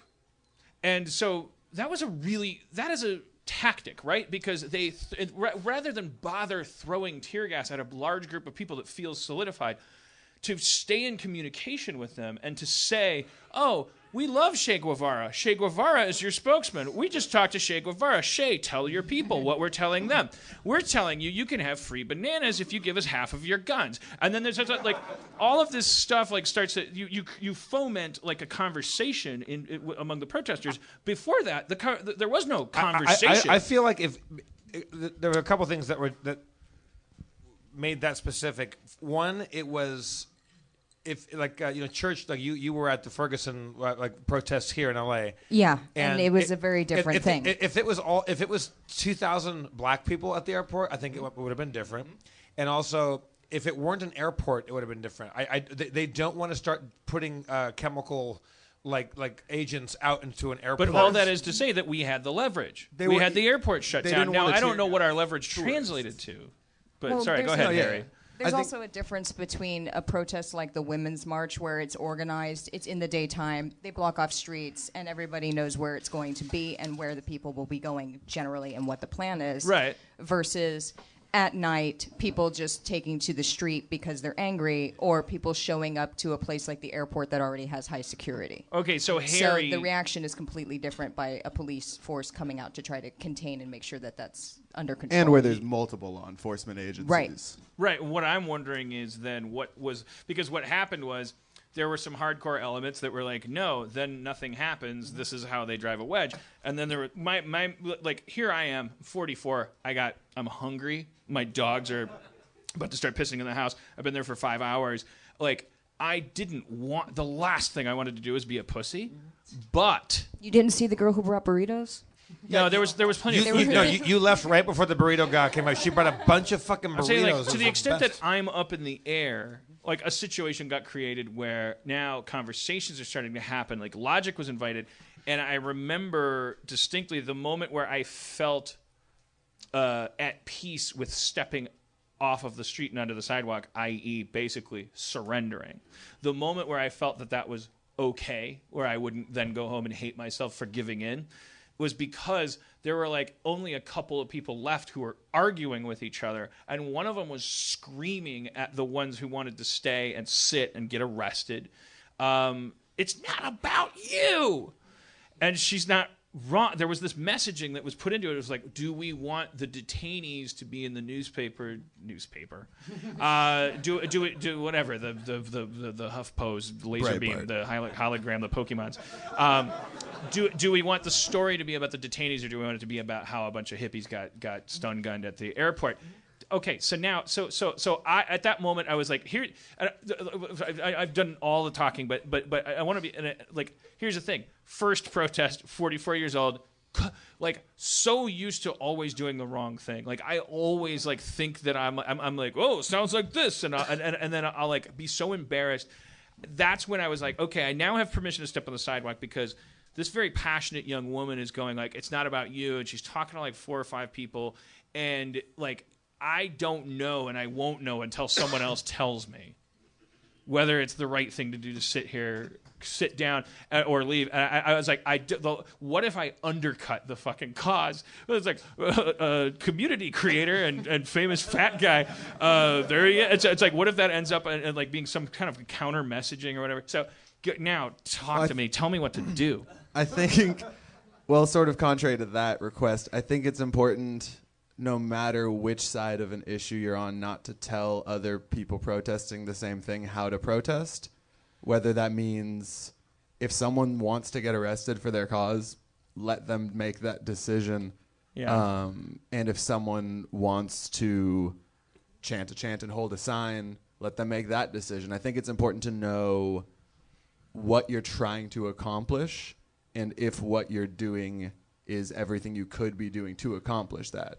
So, like, if you want to make real change in government policy, holding a sign and chanting a chant isn't going to do that. Because they've now incorporated that into their system if they hadn't already 60 years ago. Yeah, well, and it's just like that's you being, by going to the airport, you're being a physical body supporting a message as well as actual people who are detained.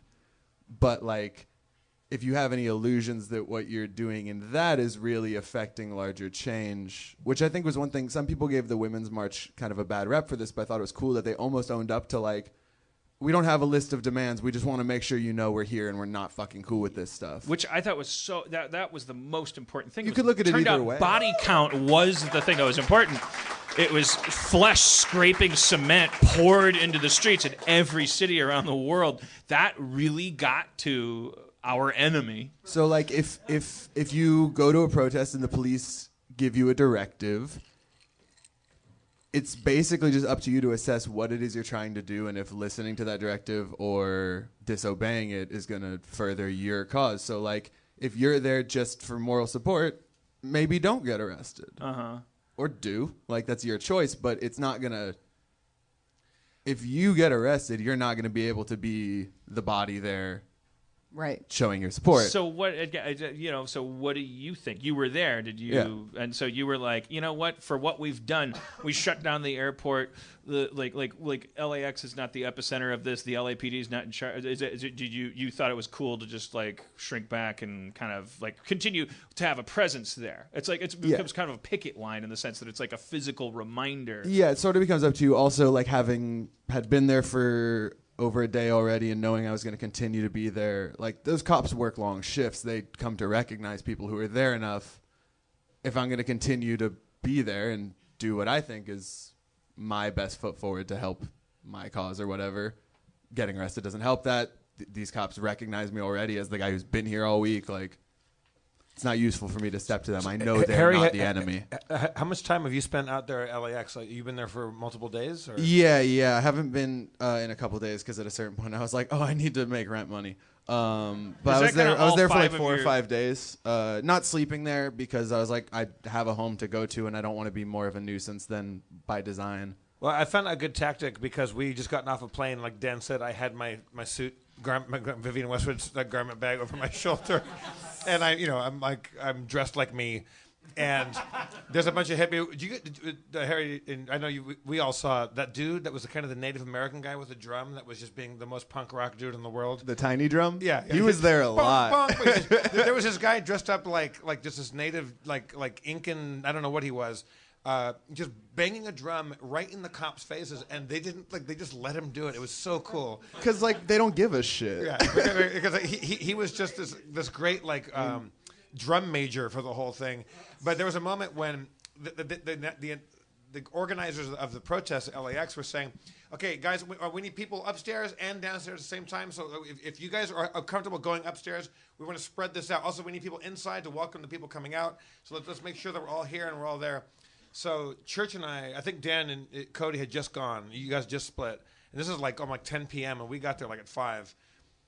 We went downstairs and it was time to go back into the street and disrupt things. So the cops said we can go and be disruptive for 15 minutes.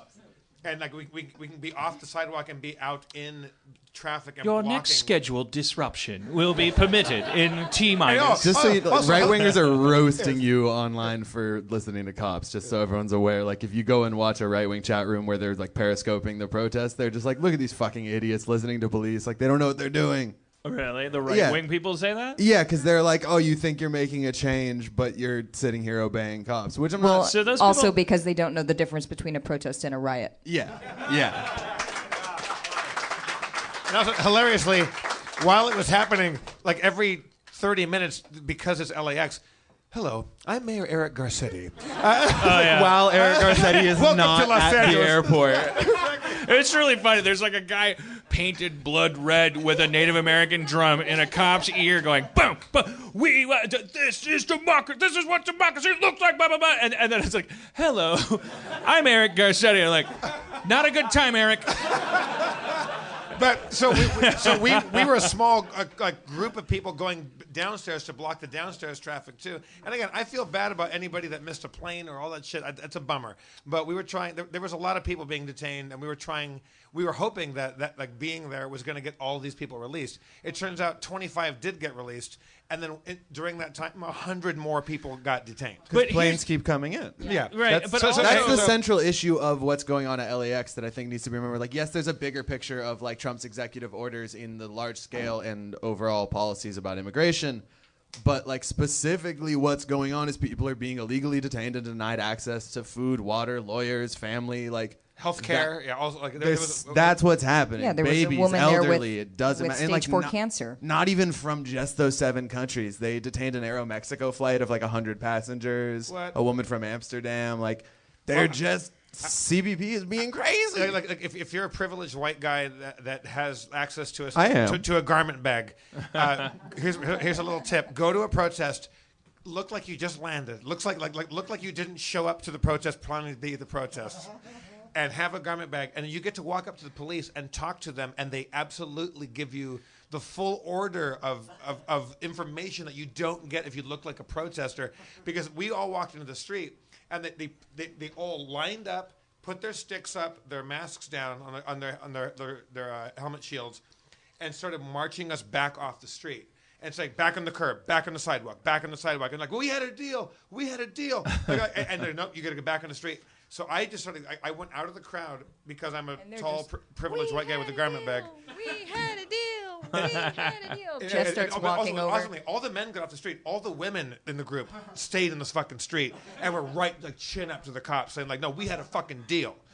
And the cops like back on the street. So I went down like Goldilocks and asked 3 different cops. I put my suit garment over my shoulder like I'm a Cary Grant. You know, hey, hello, matey. Did we change the deal? What's the difference now? We had a deal. And you guys are back in the curb, sir. I want you another cop. Hey, I thought we had a deal. 30 minutes on the sidewalk and 15 minutes in the road. And I wasn't really doing my bad Cary Grant impression. Really committing to it. But I was like, I thought did things change? What's going on, man? I thought you told these kids there was a thing. And the second cop goes, no, you got to get back on the sidewalk, sir. I went all the way down, the very last cop.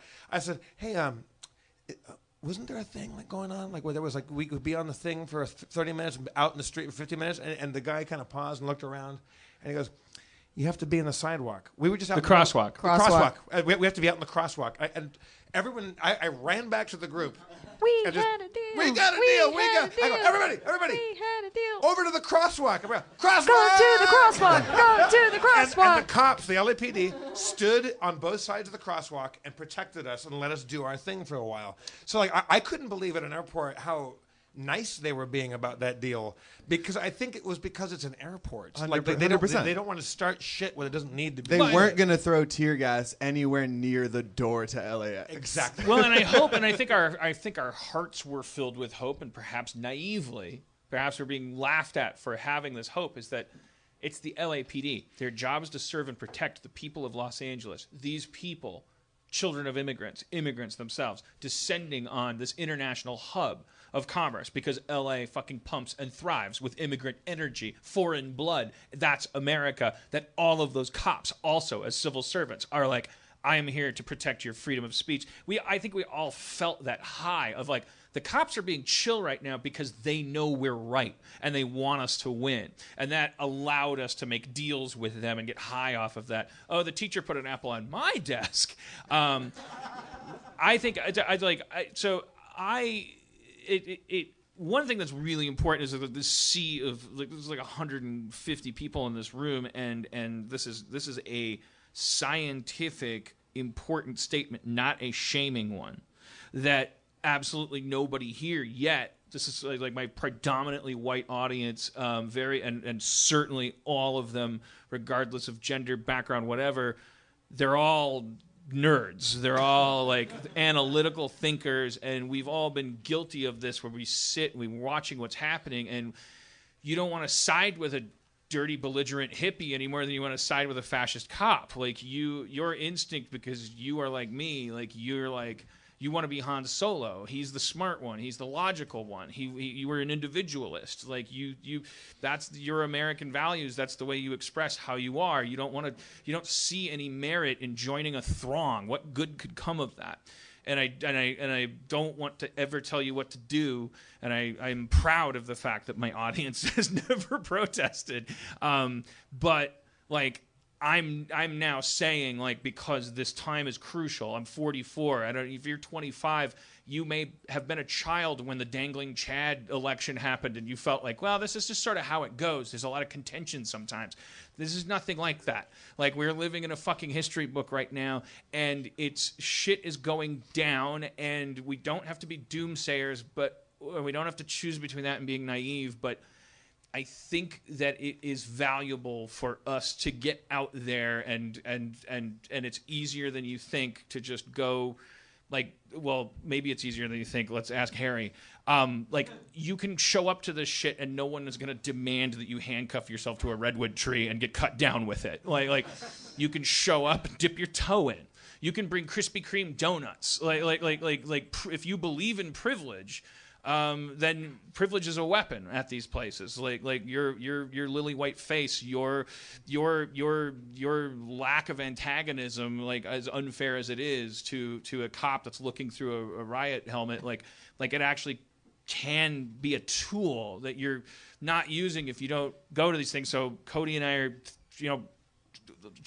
we're figuring it out. Like, we got to go to this shit. I think Black Lives Matter protests must be in dreadful need of big fat white people, just to go into the middle. There's a hand raised here.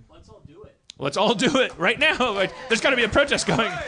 Well, that's the thing is, we have a president who doesn't read and doesn't probably know how to read well. And whether he's dyslexic or he just has whatever, like, he's just like a willfully ignorant person, he cannot and does not look at words, but he does look at images. And I think the only thing that can really fuck him up is the visual, stunning images of a zillion people protesting his every fucking move. And I think the thing that fucked him off more than anything in the world was the day after his shittily attended inauguration was that women and a couple honorable, honorary dudes got to go out there and filled the streets, the biggest protest in the country's history. And he does see pictures because he's a child. He wouldn't. Yeah. So we have to go to every fucking thing. And Harmonians you're on the spectrum. You're logical. You're thinking we need we need you to no one wants you to be different. No one wants you to be less logical, less analytical, less alienated, less isolated. I'm just suggesting for a second that logical, analytical brain. What's that?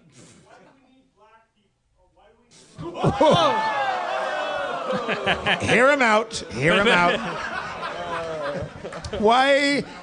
Everyone but that guy is invited. I'll answer your question in a second, sir. I think I know what your question is. I will. Why do we need white people for the Black Lives Matter movement? Because Black Lives Matter protests are not suggesting that Black lives are the only ones that matter, and right, okay.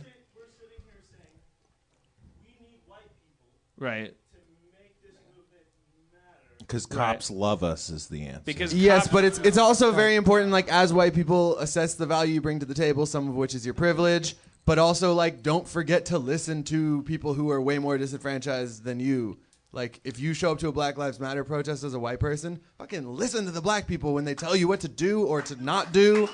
Yeah, Church, you were saying at the Ferguson thing that you were among the white people at the Ferguson protest, and that you got big respect and lots of love for being there, right? Oh well, I was among many white people who were there joining them in their effort because and the conversation that I had with a couple of girls as we marched and were met by police every time we turned a corner was the fact that they were happy that I was there and to see so many white people turning up to support them, and not just white people, but Mexicans coming out and being Black Lives Matter, because what they need is to not be preaching to the choir and to not just be yelling amongst themselves was how they communicated it to me. They're like, we need the community to show that they support this idea, whether they're black themselves or not. Because he may be voicing an id part of the brain that's or not to diminish that, but it's I want to make sure I understand to the extent that you're speaking for some part of our brain, like, well, what's the point of all of this egalitarianism if we're talking about these, like, now we're going to become little fascists and say we need more white people here and we need black people here, like we're becoming too racially conscious. And maybe that's part of what you're responding to is like, wait, I thought you were liberals. Why are we now talking about people like they're insects and sorting them by race? Isn't that what we're trying to get away from? I'm not putting words in your brain, but like maybe that's like what you're responding to. White people listen to other white people too. Like historically, they don't listen to black voices. Exactly. So like while you shouldn't as a white person be the person in charge, like be the messenger to your white friends. Sure. But also there's another thing. It's like just even if you don't leave your apartment, like that analytical brain of yours that fires on the pistons, you know, it's really, really easy. It feels really comfortable. It's like a foot slipping into a warm ugh, like to fall back on that. If you're Spock and you're watching what's happening right now, you're definitely like, if you commit to that Vulcan energy, you are definitely always going to be like, well, none of this really makes any sense. It doesn't really make sense to do anything. Doing stuff will never hold up to logic. And I think that it's just like, all I'm saying is, like, I'm not telling you what to do. I'm telling you that your drunk uncle, who has spent like a really criminally long time, like not giving a shit about this stuff, is like super alarmed, and you can chalk that up to like, oh, your drunk uncle's gotten to that age where you start caring about that shit. 45-year-old people are uncharismatically political. Like that's what happens. I'm 25. I fucking care about Bitcoin. I don't give a shit about this. But I don't know that you're wrong. I will only just tell you that your drunk uncle has decided that this is fucking, like, we're entering a crossroads of, like, there's Fourth Reich or there's, like rebirth, or probably something in between. But, like, as people keep saying, like, you know, all those fantasies about time traveling and going back to these points in history and what would you do if you were there? You are actually in one right now, and you have never been in one. I have never been in one. I'm 44, and I never did this. I voted for Ross Perot when I was 18 and thought, like, I was like, yeah, fucking stiff the system. And so I guess I thought, because there was a third party allowed at the debates, and I was like, this guy's neat. And he's like, what do I care about abortion? Balance the budget. God damn it. If a raccoon don't hunt, who cares if it's pregnant? And I was like, so, and it's worth noting that probably makes me a guy that might have been susceptible to a kind of like weird, hacky Trump like kind of thing, like if I was 23 these days. And I doubt a lot of those people are in my audience. But I at the same time, I think a lot of my listeners are probably like very wisely, guardingly like, yeah, but I don't want to be one of these like liberals that like screams and shrieks and goes like, you that like I hate, you know, like it's like it throws your logic triggers. You go like, that can't be a good result. Like, this is all about escalation. I see that a lot. All I'm saying is, so then what you could do is like, and if we have to coordinate it like through this podcast or something, so that, you know, for instance, hey, I'll be there too, and we'll have donuts and coffee and let's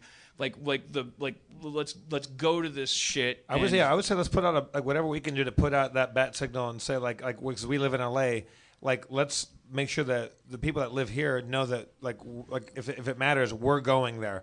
And also let's find out, like, for people that are listening around the country and around the world, where they're going to go, and let's all like make a loud noise. Like, Spencer, I want to ask you, because you've been very vocal, like Twitter and stuff like that, about like your, you know, like you've been very activist, like talking about stuff. Are you a physical activist, like want to go out and do stuff, or are you more like? Yeah, I'm not making a joke. Like are you someone that would actually get out there and like? No, my flight came home a day early, so. No, I did not make it out. I'm not making a joke, but are you someone that would take to the streets? Like, would you get out there and like? I'm for it, sure. Yeah. I say we do it. Certainly, there's the one in L.A. for the tax thing on was it? That's not till like April though. April, yeah. Yeah, no, there was a march today at Pershing Square. Yeah, there was. Today was there's no loads dapple. of marches all like almost every day. There might be ways to foment like change, rebellion, get the health out of this process that has nothing to do with you going and holding up a sign or a clever T-shirt or whatever. If you're a hacker, don't go to a protest. Fucking get those tax returns. Like, stay home, work on your computer. If you're a fan fiction writer, start one of these rogue government accounts and do lie. And spread propaganda, messaging, like figure out ways to whittle away at the heart of the American people. Yeah. What is the angle? Because the frontal assault of the opposition party was like through these like kind of like really brute force misspelled memes and stuff. It was like it appeals to some lizard part of our brain.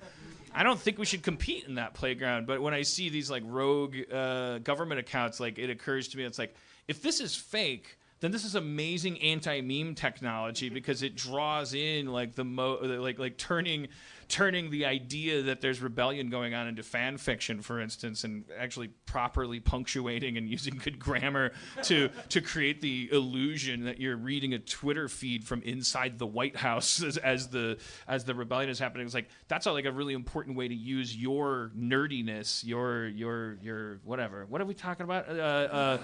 What can we do to help? You're already doing it. In the words of Jello Biafra, don't hate the media, become the media. Go take photos.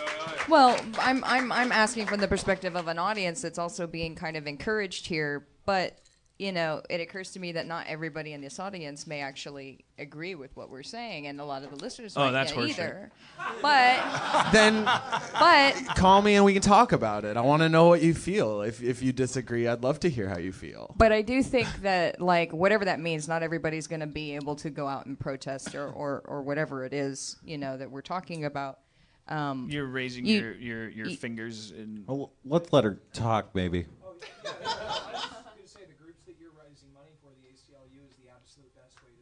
Mm-hmm. They're fighting right now legally to shut this down immediately, and if you don't have the ability to go outside, you have the ability to get to support certain to support in things like the ACLU. For everybody's birthday or upcoming, like if you're gonna buy, like I said, like on Twitter, like Valentine's Day or anybody's upcoming birthday, instead of getting them some meaningless like little trinket or whatever like that, just donate any small amount of money to ACLU, because especially your redneck families. I think they average like on a regular year like $3 and $4 million in donations a year. It's over $20 million I think right now. Like since like 2 weeks ago, like since he took office. So also start giving money to more other organizations. Exactly, because ACLU is good for a minute. No, shout out to you guys doing your matching. That's good. But like also, there's like you can't just give to one. I might have choked back. We kind of like got in on it, and then we're like, they just reported that they have $200 billion. But I think the ACLU can use every penny. Absolutely. That's not to say we shouldn't be giving them money. But donate like time. If you don't have money, donate time, and if you don't have time or money, donate your voice to stuff like that. If you're a foodie and a chef and you're barely political, you might just be like, I feel bad for hungry people that are protesting at these places. Like, I think the important thing to know as a person that got dropped privilegedly and lazily into the middle of a protest and found out it's actually very comfortable and easy is like, and now therefore may have the courage to like get up and like put on my fanny pack and like go to one. Is that it's easier than you think. It's not a criminal activity. You don't have to commit to like take me to jail, mace me in the face. Like, I think the numbers count, the complexions count for bad reasons, sir. It's because it's an unfair system, whatever. It's like it's just a strategy. It's just more strategy, saying like get the more news articles about a bunch of people like showing up and saying this is bullshit. I think the imagery is going to speak louder because people stopped reading and people don't believe anything that's told to them. I think pictures of who showed up to which inauguration are undeniable, and the fact that a zillion women came out like that, like what beats that shit? Like nothing beats that, and it was all over the world. Like people did it everywhere. How about the fucking like 12 people in bitter ass cold Alaska? That's like hats off to all of like that picture made me cry. Like that's heavy fucking hitting. Like a picture says way more than any tweet or anything like that. and a bunch of people smiling, and the fact that there were no arrests and everybody I kept stepping on people's toes and they were cool about it.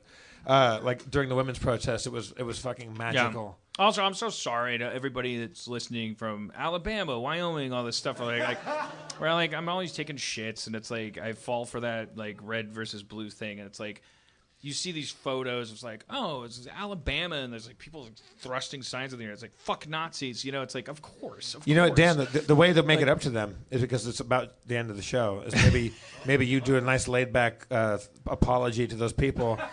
And, Church, if you want to do, like, the Rihanna hook on it. Oh, my God. Church is, she's also oh, my God. I forgot about Church's other identity. Yo. It's about to get so also, goddamn Schrab, laid Spencer, back. Harry, if you want to get in here. Yo. It's about time. About time for the rhyme about democracy. Stop hypocrisy. From the A to the B, to the C, to the D, to the E, F, G, to the H, I, J, K, L, M, N, O, P. Alphabet letter. X, Y, Z. I'm talking alphabets. But that's off topic. Language. What do you use when you fuck your mama's pussy? Do you blow her fuse? Blow. Go down to the breaker. I brought your mama. I take her into the bedroom. Till the break of dawn. I fucked your mama to the break of dawn. Why is it that we fuck to the break of dawn? Is that a hard out?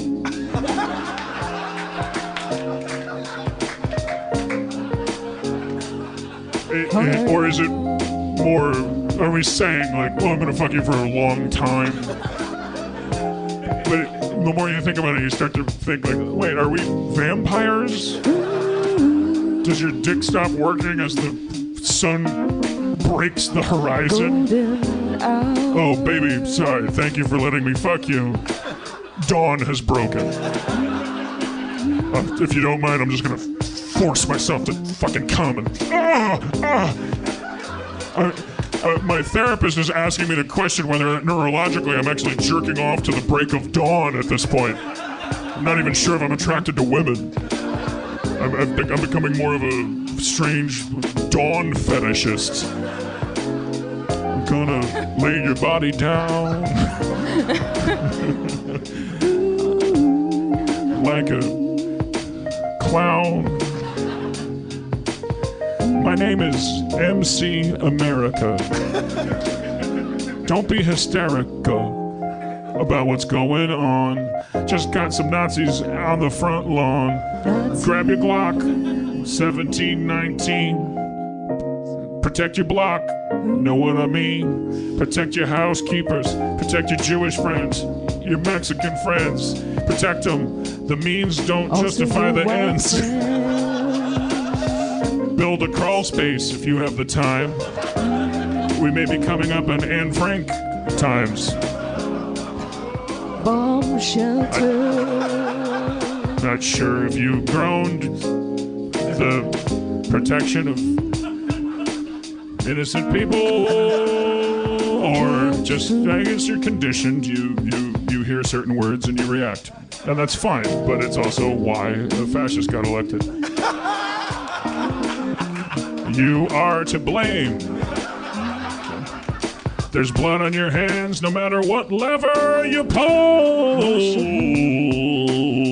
My name is Auto-Tune Johnson.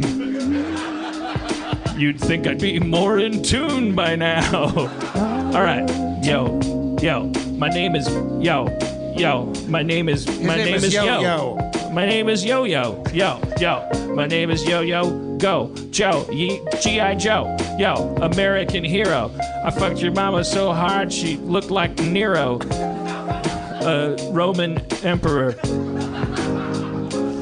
Okay. History.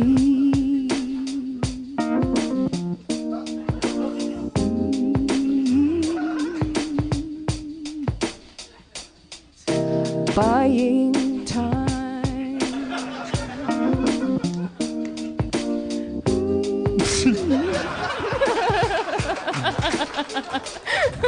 Yo, I woke up this morning, had some bread. I had a stomachache, went back to bed. I took some NyQuil with night PM. Yo, I sat up in bed, said, whoa, I had a nightmare. Went downstairs, and I went back upstairs. Nightmare and upstairs rhymes, and I went downstairs, and I had a nightmare on the stairs. I had a stair nightmare. I had a night stare. I stared at my own stairs, and I did it at night, and I did it in the day. I fucked your mama so hard, her pussy grew some hay. Wait, okay, all right, here we go. Wait, but I want you to really belt it out. You're like, but I know you're waiting for me to do a recognizable like rap verse, and then you're gonna like fucking belt out like a hook. Okay, here we go. City to city, town to town, I fucked your mama's frown until it was upside down. It was a smile. I made her happy. I fucked your mama so hard the sounds were slappy. You heard my balls going up against your butt. I fucked your mama and served her hot nuts in a bowl, walnuts too. I got the almonds, what you gonna cashew do? I got the cashew to you, got the cashew you, got the cashew to do. Cashew. Not you. If not me, then who? All right, sorry. All right. Oh, yeah. Woke up on the 4th of July, said my country's in trouble, and I wonder why. I went out in the street and I saw all the people.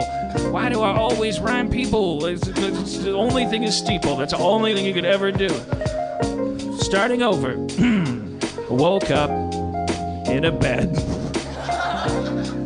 Then I ate some bread. But that bread was freedom. My name is Hal Needham. Freedom bread. Take it, church.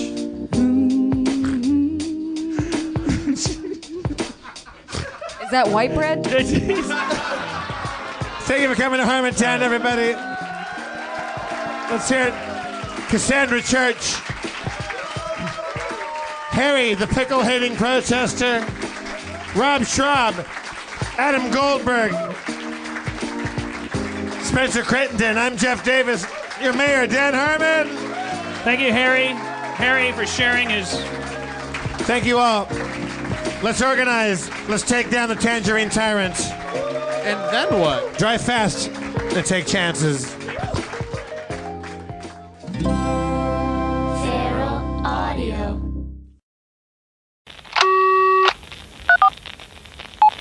I can't believe how cold it is. It's so cold in here. Don't you think you turn your off?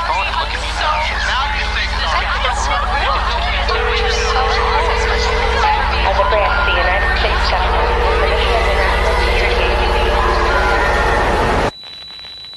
As a branch of the United States government, it is the mission of the National Security Agency to assess and flag citizens of the country who may present a threat to its security. The NSA has clearance to wiretap by any means necessary. Tapped. Incidental recordings of private conversations from the files of the NSA. now on feralaudio.com.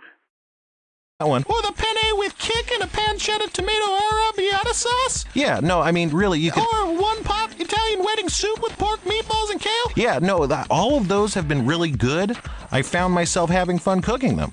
Yes, and that's what HelloFresh promises to all users. It doesn't take magic to figure out how easy it is to cook healthy meals for your family with HelloFresh. That's right, and right now listeners can get 35 off their first week of deliveries just by visiting HelloFresh.com and entering the promo code Harmontown35 when you subscribe. That's $35 off. That's more than half off the list price of your first week of deliveries just by entering the promo code Harmontown35 at HelloFresh.com.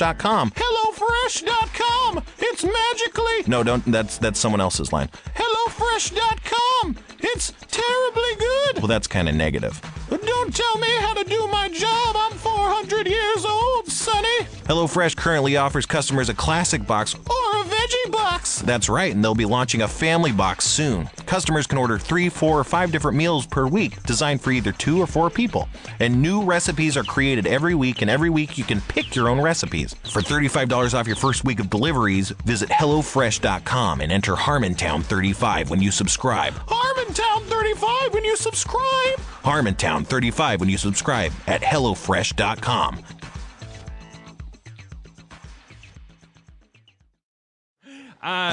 We landed. We didn't talk about this because in between San Francisco, which was our last show, and now we flew in from San Francisco to LAX, and it was like the airport was deserted because the protests had just started, and we spent like 5.5 hours. Jeff was there longer.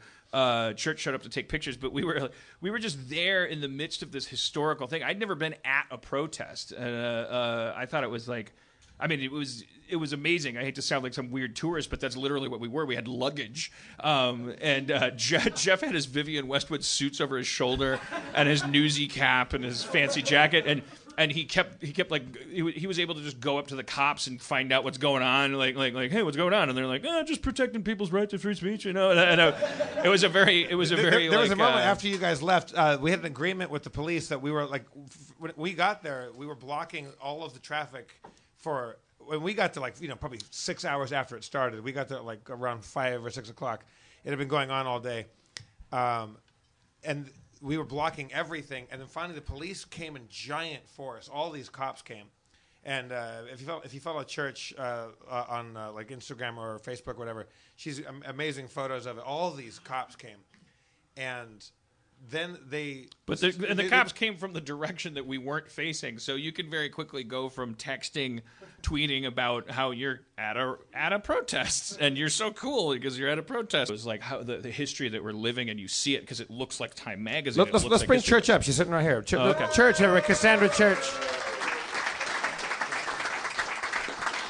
Just the pictures. Hello. The pictures that you took of that young lady who had she had decided to focus her emotional energy on one cop as if that itself were a weapon, like quote unquote weapon. It's not destructive. She was just, that was probably both a tactic and a very sincere thing because she was unmistakably sincere. And the cop, you said, well, you describe it. Well, it was when I first got there, and as you say, they were in the street for a little while and then bringing people back up onto the sidewalk. And at this point, this is when all the police started pushing everybody back up onto the sidewalk. And this one particular girl caught my eye because as a photographer, I pushed my way to the front to try to get a view of everyone facing the police. And this one girl was just glued on this guy. And she had just tears rolling down her face. And her sign said, Syria, Yemen, Iran, welcome here, with a heart. She was sobbing and sobbing and sobbing. I was leaning off the curb practically onto an officer who just kind of leaned back and acted like I wasn't doing it because he could see what I saw and what I was trying to photograph. They were being very nice to photographers. They were being incredibly nice to photographers. At one point, I was on an overpass looking down at these guys, and they were smiling and waving and laughing and taking photos of me with their phones. And then they were all just on Instagram. They were hanging out. They were fine. There was absolutely no problem. But I couldn't hear what was being said between the girl and the officer in front of her, but he was whispering to her and trying to calm her down. And they were having some conversation that I couldn't hear from where I was standing, but he seemed to be consoling her. Right. She was pleading something with him and trying to get him to understand. And from what I probably could tell by their gestures, along the lines of "I'm just doing my job." Right, and he's probably saying something like, "I know, I understand, and I'm just doing my job." It's okay, just stay back on the curb. And that could be the most important interaction that you have with police is getting them to admit that they're just doing their job, reminding them that the whole time because that means they don't have to be mad, they don't have to be. But on the flip side of that, so that's why I wanted to have a hanky face, as now I call them, because I was looking around, I'm like, these hanky faces, they're are the hankies for an anonymity or tear gas? People have their own reasons for them. So a lot of it's just style. There's also an argument. I can't defend it for various reasons or object to it. There's some articles going around about how masking up is a form of white privilege because if you're a white person, then you still blend into the crowd. Whereas if there's only a few people of color at the thing, they're easier to identify. I didn't on like Instagram or Facebook, or whatever. She's amazing photos of it. All these cops came, and then they. But the cops came from the direction that we weren't facing, so you can very quickly go from texting, tweeting about how you're at a protest and you're so cool because you're at a protest. They're like, huh? Looks like people are protesting and they're chanting, and here I am. I'm just 60 minutes back here. I'm just and then there's lights flashing because it's a concourse, and then everyone turns around, and you're like, everyone's facing my direction now. Okay, phone away, and just staring at riot shields like 6 feet away, and then doing a double take and realizing the guy next to me is wearing a football helmet and homemade. I took a picture with him and tweeted it, but it was like I did a double take, and that guy was like, hey, hi, and he's like, her, Rick and Morty.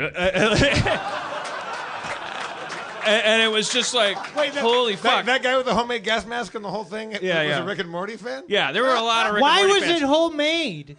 Why has he got a homemade? Well, it was a football helmet. He had like a lacrosse helmet on with a like a Home Depot. And he had a riot shield? Like sawdust No. mask. He had a gas mask, like a kind of a. It was a mask I think you get at Home Depot for painting. I think if you work in like painting. These are our police. No, this was another guy that was protesting. Why has he got a thing on his face? He's anticipating activity that may involve him breathing tear gas or getting hit with a baton.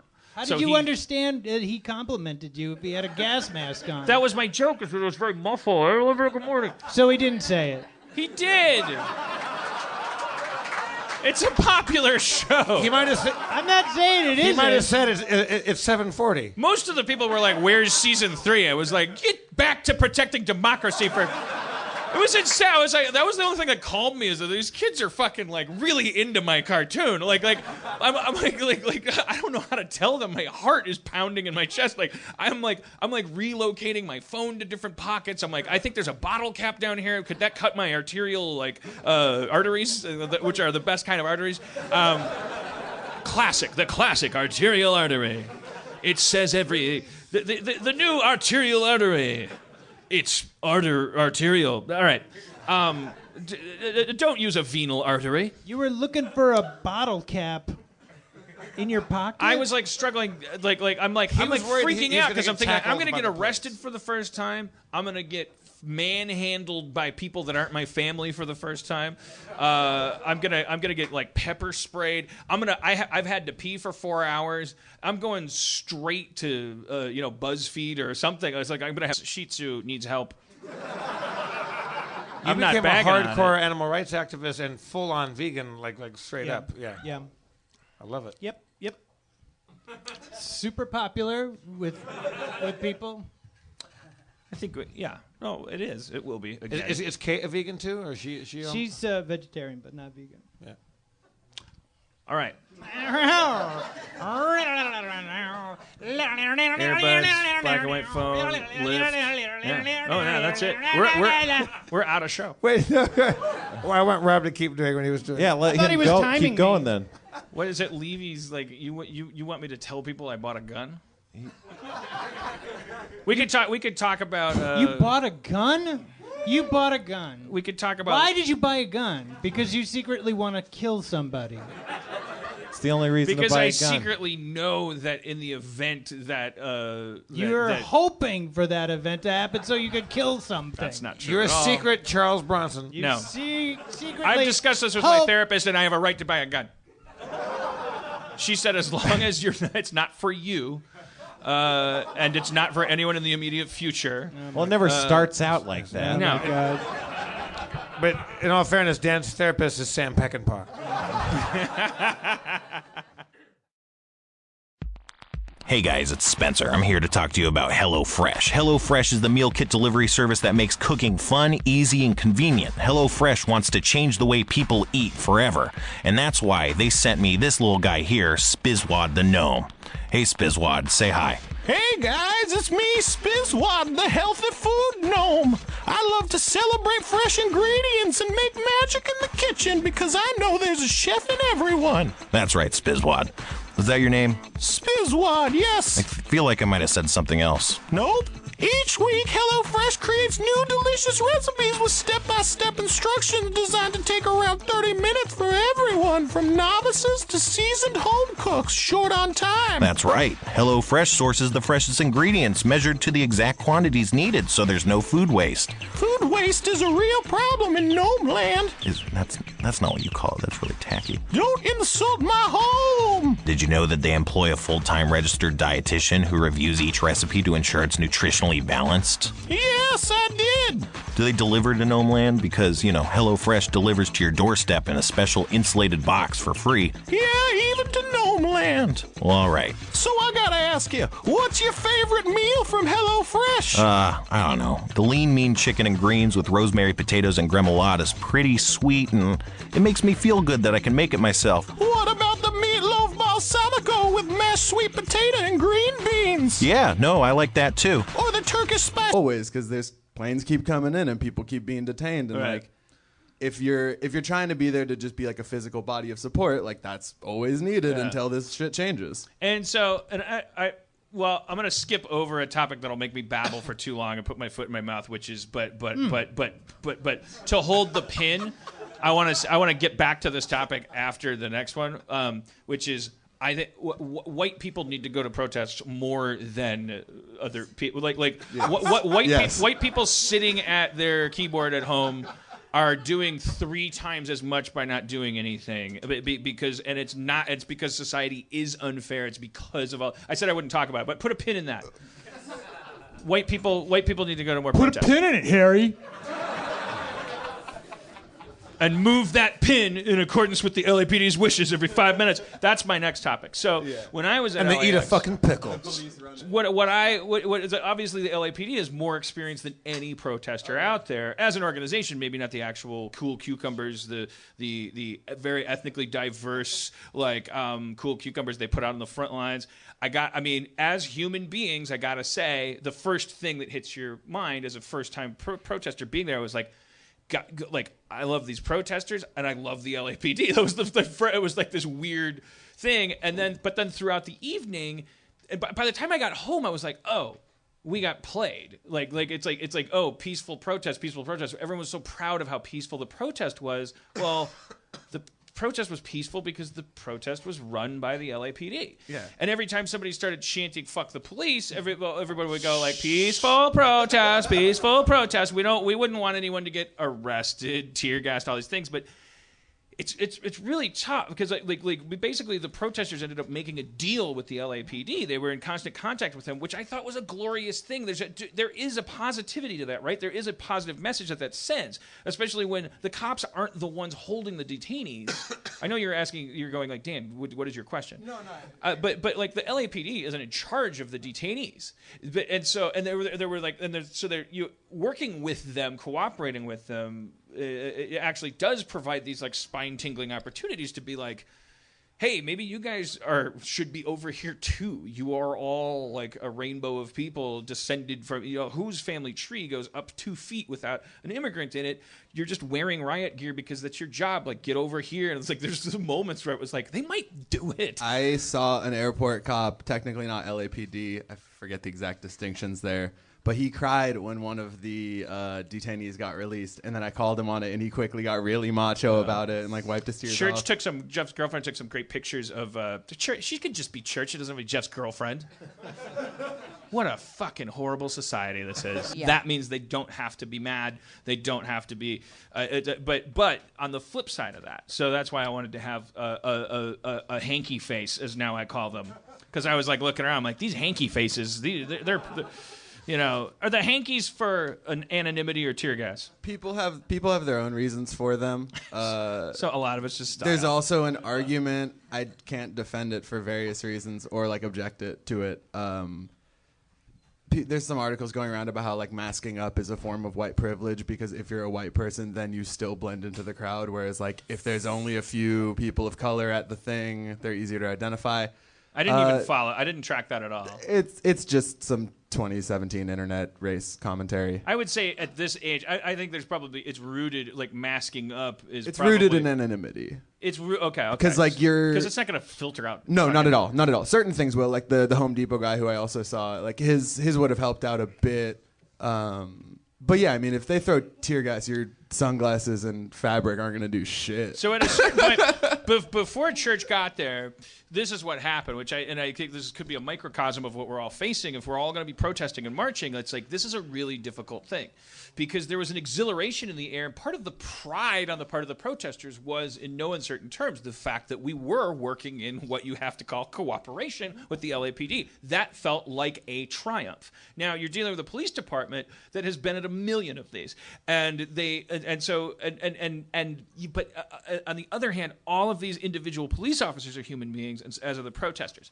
But when I get home and I see basically that the protest got successfully broken up, and I look back at it, it's like there was this moment where we were all standing and blocking the upper concourse, and one of the megaphone people said, here's the deal. The cops are saying so far we haven't broken the law. Because they haven't issued a disperse order. When they issue a disperse order, we have a decision to make. Are we going to become criminals and turn this into a thing that's going to end up being a news item about how we were criminals and how the crime had to be put down? Alternatively, they've offered us a deal. They've said that we can stand on the sidewalk for 15 minutes or 30 minutes and then disrupt for 10 minutes and then do that in alternation. And there was a pause, and then someone called out, 15 minutes, 20, 15. And it turned to The Price is Right about how we got the nuts here. And it's like, I'm not disparaging that. I'm just pointing out the absurdity of it. It's not because what happened was a wedge move. And I think the thing that fucked him off more than anything in the world was the day after a shittily attended inauguration was that women and a couple honorable like honorary dudes got to go out there and filled the streets, the biggest protest in the country's history. And he does see pictures because he's a child. He wouldn't. Yeah. So we have to go to every fucking thing. And Harmonians are. You're on the spectrum. You're logical. You're like thinking like we need we need you to no one wants you to be different. No one wants you to be less logical, less analytical, less alienated, less isolated. I'm just suggesting for a second that logical analytical brain. What's that?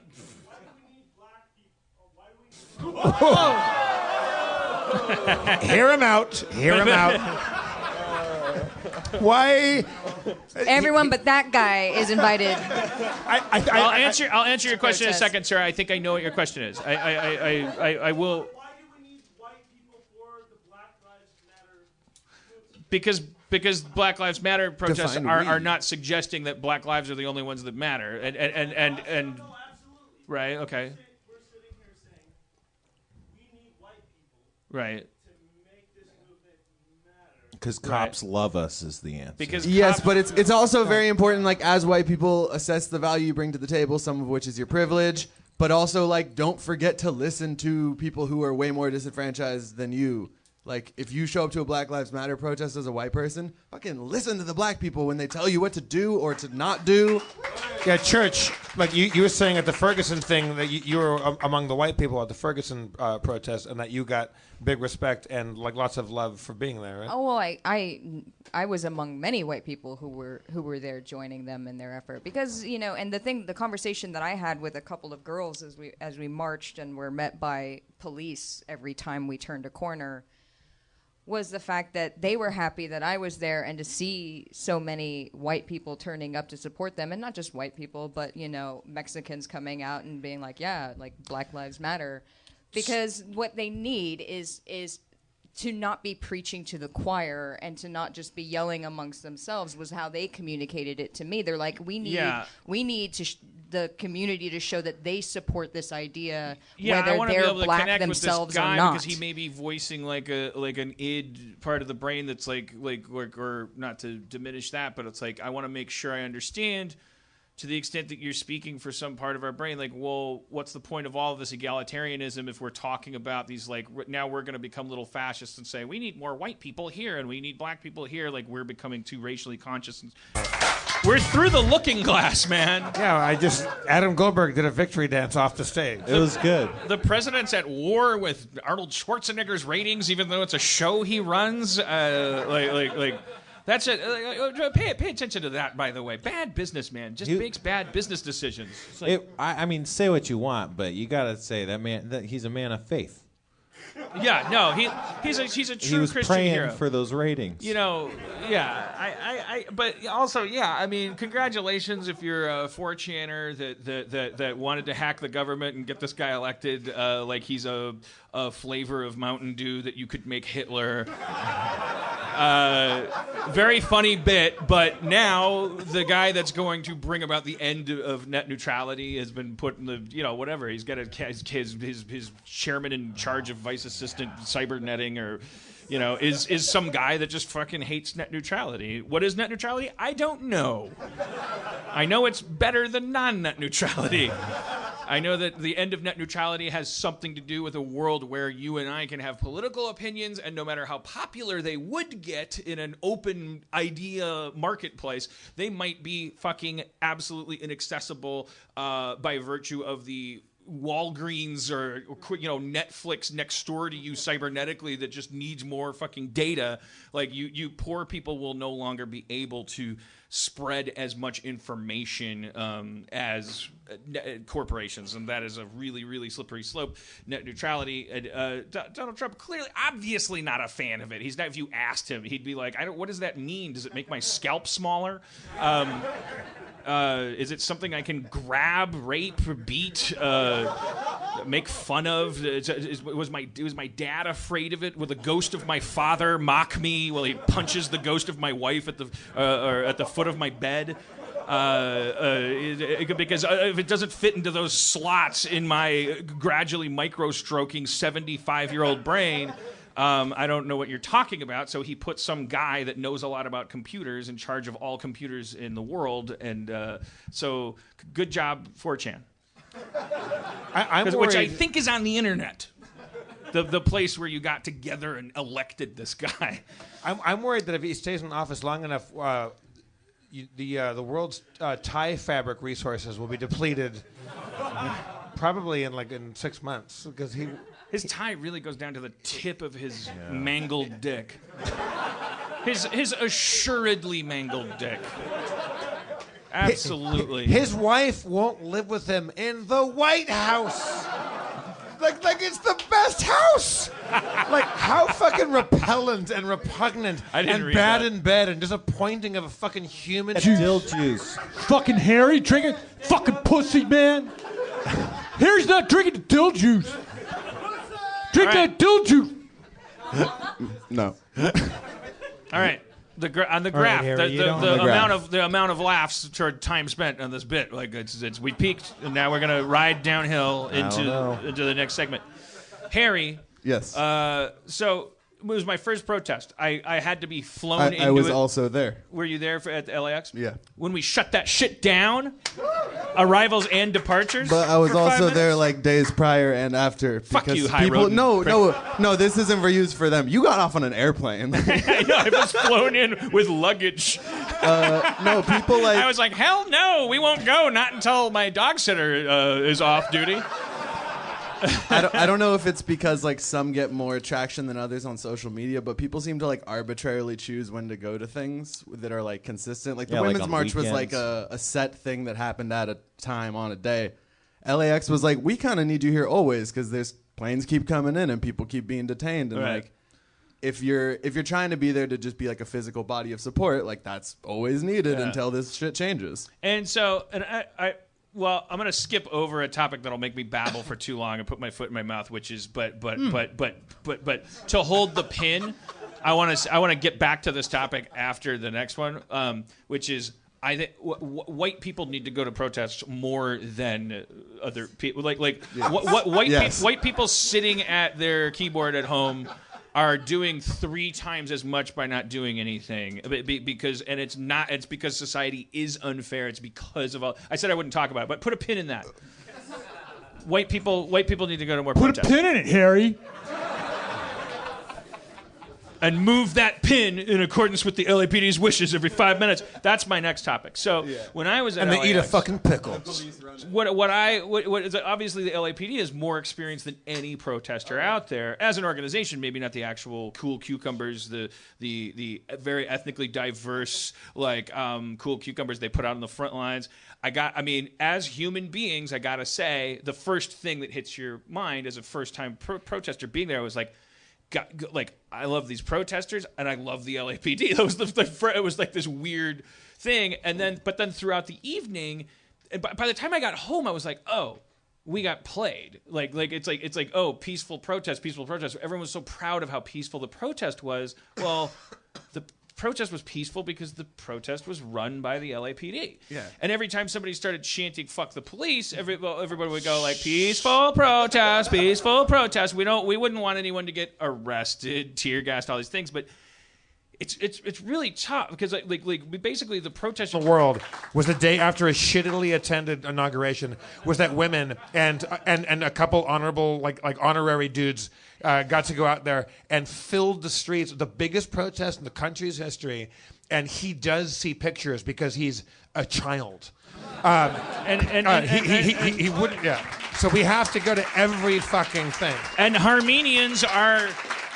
You're on the spectrum. You're logical. You're thinking we need we need you to no one wants you to be different. No one wants you to be less logical, less analytical, less alienated, less isolated.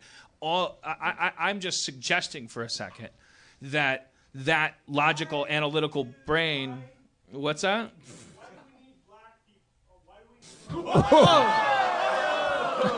Hear him out. Hear him out. Why? Everyone but that guy is invited. I'll answer your question in a second, sir. I think I know what your question is. I will. Why do we need white people for the Black Lives Matter?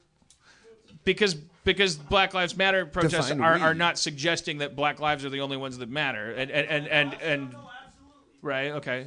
We're sitting here saying we need white people. Right. Because cops love us is the answer. Yes, but it's also very important, as white people, assess the value you bring to the table, some of which is your privilege, but also, don't forget to listen to people who are way more disenfranchised than you. If you show up to a Black Lives Matter protest as a white person, fucking listen to the black people when they tell you what to do or to not do. Yeah, Church, you were saying at the Ferguson thing that you were among the white people at the Ferguson protest and that you got big respect and lots of love for being there, right? Oh, well, I was among many white people who were there joining them in their effort because, and the conversation that I had with a couple of girls as we marched and were met by police every time we turned a corner was the fact that they were happy that I was there and to see so many white people turning up to support them, and not just white people, but Mexicans coming out and being Black Lives Matter, because what they need is to not be preaching to the choir and to not just be yelling amongst themselves was how they communicated it to me. They're like, we need the community to show that they support this idea, whether they're black themselves or not. Because he may be voicing an id part of the brain that's or not to diminish that, but it's I want to make sure I understand. To the extent that you're speaking for some part of our brain, well, what's the point of all of this egalitarianism if we're talking about these, now we're going to become little fascists and say, we need more white people here and we need black people here, we're becoming too racially conscious. And maybe that's part of what you're responding to is Damn Bill. And we have to be around him. I know. It's we're the most victimized neighbor in the world to that fucked up relationship. The caretaker at the Overlook Hotel had it better.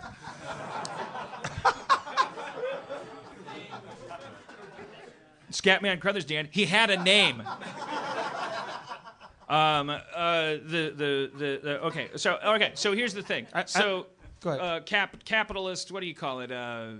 Activism. Consumer activism.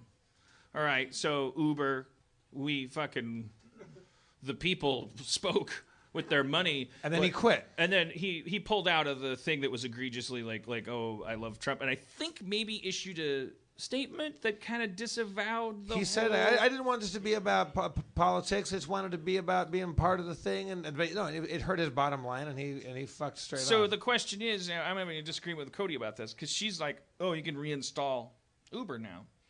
And I was like, wait, fuck him, no. Off with his head. Like, he'll be fine anyway. Like, let him just drive all Republicans around. But I'll see you at the finish line. But he was already a prick before But she's this. got a point too, though. If we actually want to, if it's about, it's not just about swatting, and I don't know. It's like a very interesting argument. She's like, oh, you can take an Uber now because he got hit and acknowledged he got hit publicly. And kowtowed to the will of the people. What you don't want to do is continue to just grind his face into the dirt. Did he? I mean, like, I don't want to say things and be fake news about this, but like, hasn't there already been like a lot of like mistreatment of his workers? I would say that we should have stopped using Uber well before this, because there's loads of sexual assault charges. Right. His workers are really ill-treated. You guys really high-roaded me. Well, no, Like, I mean, I'm a big Lyft guy, though, because I just like being able to tip, because I'm just like, now I can give them however many stars I want. Yeah. Because I'm paying Here's for the it. weird thing about Lyft, though, now that I've switched, and I'm not going to go back. I've learned to cope with Lyft, and it's not as bad as it was when I stopped using it. Yeah. But it's like the form. I'm never gonna give you less than 5 stars unless you like run over my dog or something. But if you give less than 5 stars, if you press less than 5 stars before you submit, it says how can Rashida improve? But if you give 5 stars, as tonight, Rashida drove me here in a Lyft, and then you give 5 stars, and it says like, what did you love about Rashida? I've never had that feedback thing.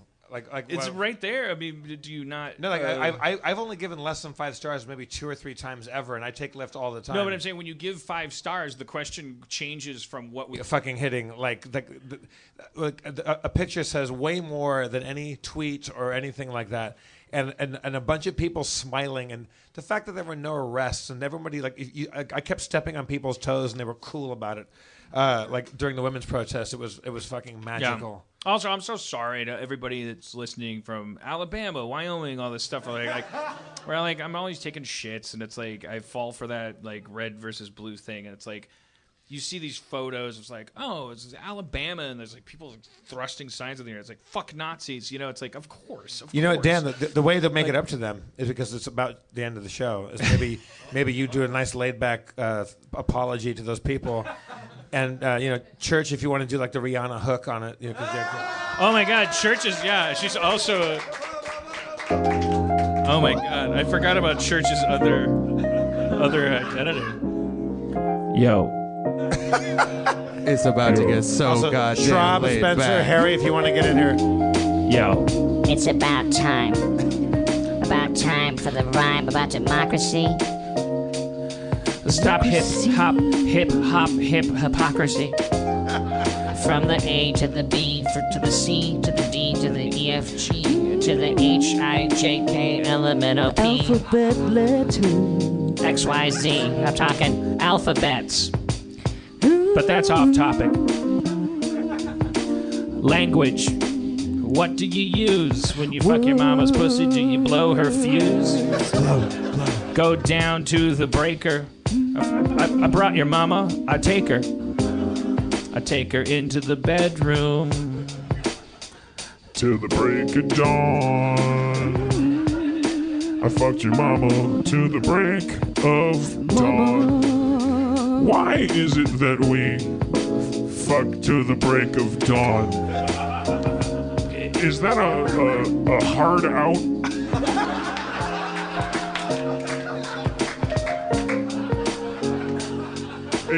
Or is it more, are we saying like, well, I'm going to fuck you for a long time?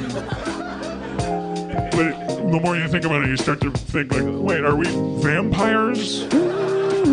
Does your dick stop working as the sun breaks the horizon? Oh, baby, sorry. Thank you for letting me fuck you. Dawn has broken. If you don't mind, I'm just gonna force myself to fucking come and my therapist is asking me to question whether neurologically I'm actually jerking off to the break of dawn at this point. I'm not even sure if I'm attracted to women. I'm becoming more of a strange dawn fetishist. Hi, and he's like, hey, I love Rick and Morty. And it was just like, holy fuck. That guy with the homemade gas mask and the whole thing was yeah. a Rick and Morty fan? Yeah, there were a lot of Rick Why and Morty was fans. it homemade? Why has he got a homemade? Well, it was a football helmet. He had like a lacrosse helmet on with a like a Home And he Depot. had a riot shield? Like sawdust No. mask. He had a gas mask, like a kind of a. It was a mask. I think you get at Home Depot for painting. I think if you work in like. These painting. are our police. No, this was another guy that was protesting. Next Why to has he me. got a thing on his face? He's anticipating activity that may involve him breathing tear gas or getting hit with a baton. How did you understand that he complimented you if he had a gas mask on? That was my joke. It was very muffled. I love Rick and Morty. So he didn't say it. He did. It's a popular show. He might have said. I'm not saying it He isn't. might have said it's 7:40. Most of the people were like, "Where's season 3?" I was like, "Get back to protecting democracy for." It was insane. I was like, that was the only thing that calmed me is that these kids are fucking like really into my cartoon. Like I'm like I don't know how to tell them. My heart is pounding in my chest. Like I'm relocating my phone to different pockets. I'm like, I think there's a bottle cap down here. Could that cut my arterial arteries, which are the best kind of arteries? The classic arterial artery. It says the new arterial artery. It's arterial. All right. Don't use a venal artery. You were looking for a bottle cap in your pocket? I was like struggling, I'm freaking out because I'm thinking I'm going to get arrested for the first time. I'm going to get manhandled by people that aren't my family for the first time. I'm gonna get like pepper sprayed. I've had to pee for 4 hours. I'm going straight to BuzzFeed or something. I was like, I'm gonna have piss down my leg as I'm like loaded like a Lincoln log into a paddy wagon. But the other kids were just like, when's season 3 coming out? And like so, I was like, well, I don't think they're very When scared. is season 3 coming out? They're. I mean, you gotta have a date and time. I think it's time for the season 3 Rick and Morty update wrap. Here, you want to wrap? Hang on a second. Give me a second. How have you been, Dan? Talk about things. How have you been, Dan? I haven't seen you in a while. I've been good. What's going on? They're drawing it. They're drawing it. They're drawing. It's the best house. Like how fucking repellent and repugnant and bad in bed and disappointing of a fucking human male do you have to be for your wife to go? I don't want to live in the world's most famous house. I'd rather live in our shitty apartment building surrounded by a fucking police state that we're paying. He's so fucked up. We have to pay for his wife not wanting to fuck him. Jeff. I don't know. I didn't read about any of that. But so here's apparently the taxpayer, because she wants to live at the Trump Tower. She's going to live in a golden building, and it costs the taxpayers $400,000 a day for her police detail to make her live at home, not at home, the White House. She doesn't want to be around this fucking piece of garbage. You saw them dancing, and it was a bummer. When he started singing "My Way," well, yeah, he clearly was saying things right. She's like, oh, please, just stop it. She's just saying to herself, just get through whatever contractual period I'm like confined to. I as Church said, like my gal, she's like he didn't expect to win. She thought they were going to lose and she would divorce him. Now she's stuck with this piece of shit. Well, this is his third wife, right? Third, at least, right? That we know about. Third. Wasn't the second? The first one was an American model, right? Like there was Marla Maples. Right? Wasn't there a second middle one that was? and she was sort of a. I don't want to use this term disparagingly to somebody that I really don't know, or if this is an offensive term. But she was essentially a mail order bride, right? Like she was she was also like a Russian model, or what was. Ivana Trump first, then Marla. Yeah. Wait. So who's the? I get confused because so this is his third wife, right? Yes. Okay. So this is his third wife. It's his second non-American wife, and I'm not going where you think I'm going. I'm not like Alex Jones going like, wait a minute. I just mean I'm just talking sexually. I'm talking about psychosexual politics. I'm talking about like, okay, so first you have like a woman from your own country that it just was born within the same sort of, glass ceilings aside, the same sort of sandbox you were in with the same rules and things. Then she's gone. She's out of there. Then, like Howard Hughes in The Aviator, it's like, Katharine Hepburn takes a hike, and then you cut to the airplane hangar scene where Howard Hughes is like bringing underage girls in and going like, stop right there, 300 meters away. You understand you'll be an employee contracted to me and you'll do what I say. Okay, turn around. All right, wipe that lipstick off and stuff. You know that scene in The Aviator? Come on, it's your favorite movie, right? You've watched it 75 times because you have some life psychologically. What do you do? Do you tap it with 4 fingers 5 times? What's the no, code? there's no shortcut that I know of. It's like, and it's horrendously hidden in a bunch of like it's an accessibility I'm sure, features, right? And then like it's still from there. You're like 9 menus deep, but you'll find it. You'll be fine. And it also whatever. I did it for a while, and then it was but how am I going to play Bubble Witch if I can't tell which color the bubbles are? And how will you know about her delicious crimson locks? Oh, did you get into Bubble Witch? No, you showed it to me. Dan asked me what game I was getting into. I showed him Bubble Witch, and it's a redhead in tights, so she's blowing up bubbles. Yeah. I just got my kitty fountain updated.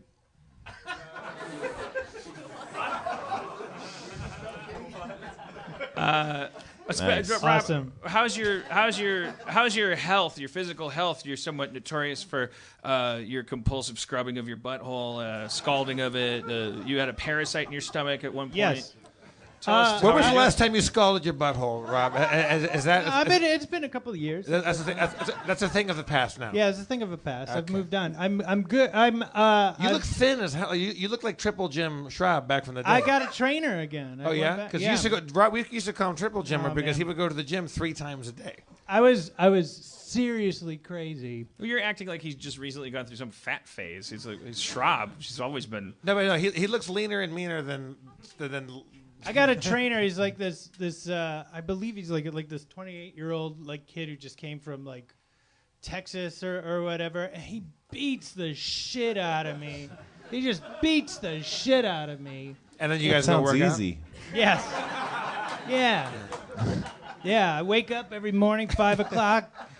I give him a nudge, and he beats the shit out of me. And then you go do CrossFit. We go cross train. Do you know who he voted for? No, I don't. I don't have that conversation. I've learned on how to have that conversation. What's been going on with you and your political part of your brain? How are you handling this? I don't like it. I'm upset. I'm really upset. But mostly you're just into animal rights. I see on the Twitter. Yes. You're like, everybody else is like, the judicial branch can't be dissolved. Then we won't have checks and balances. And you're like, this Shih Tzu needs help. You became a hardcore animal rights activist and full-on vegan, like straight up. Yeah. I love it. Yep. Super popular with people. I think, No, it is. It will be. Is Kate a vegan too, or she? She's vegetarian, but not vegan. Yeah. All right. Earbuds, black and white phone, lift. Yeah. Oh yeah, that's it. We're out of show. Wait, no. Well, I want Rob to keep doing what he was doing. Yeah, let him go. Keep going then. What is it? Weird, hacky Trump like kind of thing. Like if I was 23 these days, and I doubt a lot of those people are in my audience. But I at the same time, I think a lot of my listeners are probably like very wisely, guardingly like, yeah, but I don't want to be one of these like liberals that like screams and shrieks and goes like you, that like I hate, like it's like. It throws your logic triggers. You go like, that can't be a good result. Like this is all about escalation. I see that a lot. All I'm saying is, so then what you could do is, like, and if we have to coordinate it, like, through this podcast or something, so that you know, for instance, hey, I'll be there too, and we'll have donuts and coffee and let's go to this shit. I would say let's put out whatever we can do to put out that bat signal and say like because we live in LA, like let's make sure that the people that live here know that like if it matters, we're going there. And also let's find out, like, for people that are listening around the country and around the world, where they're going to go, and let's all like make a loud noise. Like, Spencer, I want to ask you, because you've been very vocal, like Twitter and stuff like that, about like your, you've been very activist, like talking about stuff. Are you a physical activist, like want to go out and do stuff, or are you more like? I'm not making a joke. Like are you someone that would actually get out there and like? No, my flight came home a day early. So. No, I did not make it out. I'm not making a joke. But like, are you someone that would take to the streets? Like, would you get out there and like? I'm for it, sure. Yeah. I say we do it. Certainly, there's the one in L.A. for the tax thing on was it? That's not till like April though. April, yeah. Yeah, no, there was a march today at Pershing Square. Yeah, there was. Today was there's no loads dapple. of marches all like Right. like almost every day. There might be ways to foment like change, rebellion, get the health out of this process that has nothing to do with you going and holding up a sign or a clever T-shirt or whatever. If you're a hacker, don't go to a protest. Fucking get those tax returns. Like, stay home, work on your computer. If you're a fan fiction writer, start one of these rogue government accounts and do lie. And spread propaganda, messaging, That's your figure out ways to whittle away at the heart of the American people. Yeah. What is the angle? Because the frontal assault of the opposition party was like through these kind of really brute force misspelled memes and stuff. It was like it appeals to some lizard part of our brain.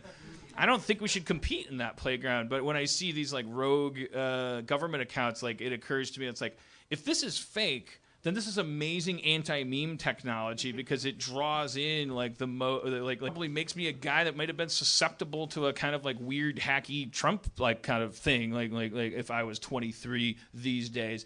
And I doubt a lot of those people are in my audience, but I at the same time, I think a lot of my listeners are probably very wisely, guardingly yeah, but I don't want to be one of these liberals that screams and shrieks and goes you that I hate it's it throws your logic triggers. You go that can't be a good result. This is all about escalation. I see that a lot. All I'm saying is, so then what you could do is and if we have to coordinate it through this podcast or something, so that you know, for instance, hey, I'll be there too, and we'll have donuts and coffee and let's go to this shit. I would say let's put out whatever we can do to put out that bat signal and say because we live in LA, let's make sure that the people that live here know that if it matters, we're going there. And also let's find out for people that are listening around the country and around the world, where they're going to go, and let's all make a loud noise. Spencer, I want to ask you, because you've been very vocal, like Twitter and stuff like that, about your you've been very activist, talking about stuff. Are you a physical activist, want to go out and do stuff, or are you more I'm not making a joke. Are you someone that would actually get out there and No, my flight came home a day early. So. No, I did not make it out. I'm not making a joke. But are you someone that would take to the streets? Would you get out there and I'm for it, sure. Yeah. I say we do it. Certainly, there's the one in L.A. for the tax thing on was it? That's not till April though. April, yeah. Yeah, no, there was a march today at Pershing Square. Yeah, there was. Today was there's no loads dapple. of marches all like almost every day. There might be ways to foment change, rebellion, get the health out of this process that has nothing to do with you going and holding up a sign or a clever T-shirt or whatever. If you're a hacker, don't go to a protest. Fucking get those tax returns. Stay home, work on your computer. If you're a fan fiction writer, start one of these rogue government accounts and do lie. and spread propaganda, messaging, your like figure out resources. ways to whittle away at the heart of the American people. What is the angle? Because the frontal assault of the opposition party was like through these like kind of like really brute force misspelled memes and stuff. It was like it appeals to some lizard part of our brain. I don't think we should compete in that playground, but when I see these like rogue government accounts, like it occurs to me, it's like, if this is fake, then this is amazing anti-meme technology. Drink that dill juice, Harry. Harry, drink that dill juice. Harry, come on, you fucking pussy. Drink that dill juice, man. No, I mean, I'm definitely scared to drink that. No, drink it. Drink that dill juice. Dill juice. Fucking Harry, drink it. Fucking pussy, man. Harry's not drinking the dill juice. Drink that dill juice. No. All right. On the graph, Harry, the amount of laughs toward time spent on this bit, like it's we peaked, and now we're gonna ride downhill into the next segment. Harry. Yes. So it was my first protest. I had to be flown into it. I was also there. Were you there at the LAX? Yeah. When we shut that shit down, arrivals and departures. But I was for 5 also minutes? there like days prior and after. Fuck because you, high people. road. No. This isn't for use for them. You got off on an airplane. I know. I was flown in with luggage. No, people like. I was like, hell no, we won't go. Not until my dog sitter is off duty. I don't know if it's because like some get more traction than others on social media, but people seem to like arbitrarily choose when to go to things that are like consistent. Like the Women's March was like a set thing that happened at a time on a day. LAX was like, we kind of need you here always because there's planes keep coming in and people keep being detained, and like if you're trying to be there to just be like a physical body of support, like that's always needed until this shit changes. And so, well, I'm gonna skip over a topic that'll make me babble for too long and put my foot in my mouth, which is, but to hold the pin, I want to get back to this topic after the next one, which is I think white people need to go to protests more than other people. White people sitting at their keyboard at home are doing 3 times as much by not doing anything because it's because society is unfair. It's because of all. I said I wouldn't talk about it, but put a pin in that. White people need to go to more protests. Put a pin in it, Harry. And move that pin in accordance with the LAPD's wishes every 5 minutes. That's my next topic. So when I was at and they LAX, eat a fucking pickle.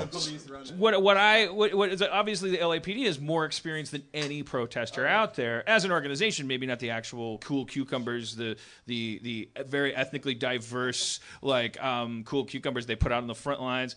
As human beings, I gotta say, the first thing that hits your mind as a first-time protester being there was like, I love these protesters and I love the LAPD. That was it was like this weird thing, but then throughout the evening, by the time I got home, I was like, oh, we got played. It's like oh, peaceful protest. Everyone was so proud of how peaceful the protest was. Well, the protest was peaceful because it's just like.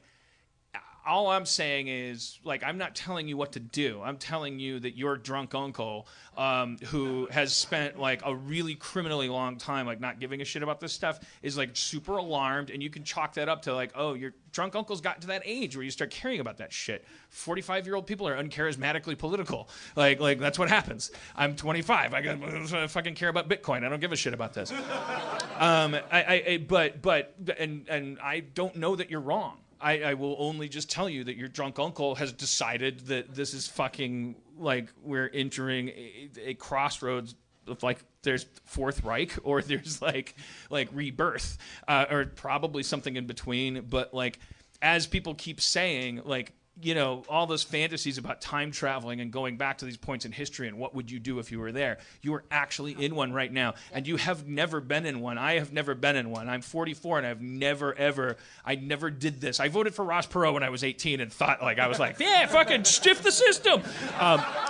And so I guess I thought, because there was a third party allowed at the debates, and I was like, this guy's neat. And he's like, what do I care about abortion? Balance the budget. God damn it. If a raccoon don't hunt, who cares if it's pregnant?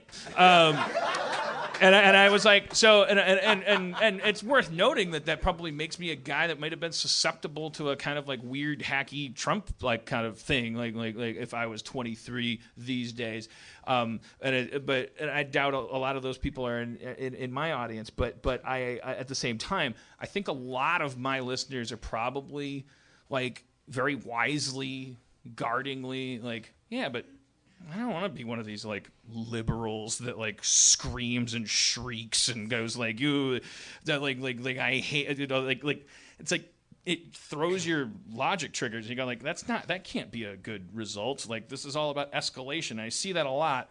All I'm saying is, so then what you could do is like, and if we have to coordinate it like through this podcast or something, so that you know, for instance, hey, I'll be there too, and we'll have donuts and coffee and let's go to this shit. I would say let's put out whatever we can do to put out that bat signal and say like because we live in LA, like let's make sure that the people that live here know that like if it matters, we're going there. And also let's find out like for people that are listening around the country and around the world where they're going to go, and let's all like make a loud noise. Like Spencer, I want to ask you because you've been very vocal like Twitter and stuff like that about like your.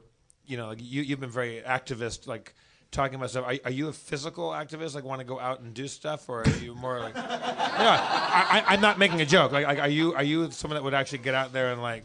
No, my flight came home a day. The cops are being chill right now because they know we're right and they want us to win, and that allowed us to make deals with them and get high off of that. Oh, the teacher put an apple on my desk. I think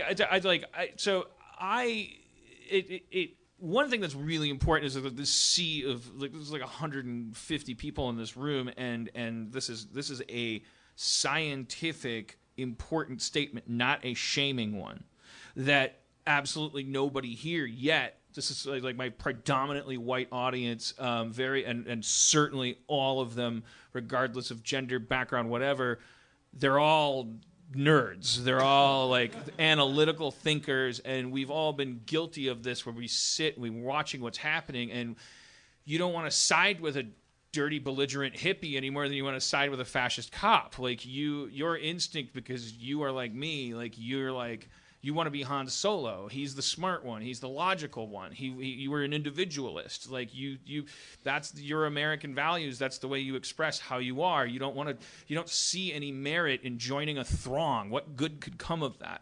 And I don't want to ever tell you what to do. And I'm proud of the fact that my audience has never protested.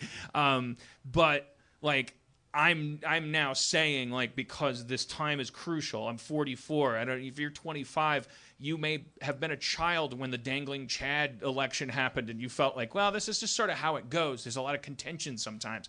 This is nothing like that. Like, we're living in a fucking history book right now, and shit is going down, and we don't have to be doomsayers, but we don't have to choose between that and being naive, but I think that it is valuable for us to get out there, and it's easier than you think to just go, like, well, maybe it's easier than you think. Let's ask Harry.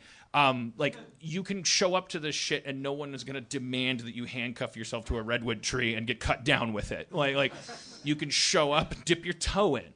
You can bring Krispy Kreme donuts. Like if you believe in privilege. Then privilege is a weapon at these places. Like your lily white face, your lack of antagonism, like as unfair as it is to a cop that's looking through a riot helmet, like it actually can be a tool that you're not using if you don't go to these things. So Cody and I are, we're figuring it out. Like, we got to go to this shit. I think Black Lives Matters protests must be in dreadful need of big fat white people just to go into the middle. There's a hand raised here. Let's all do it. Let's all do it right now. Like, there's got to be a protest going. Well, that's the thing is.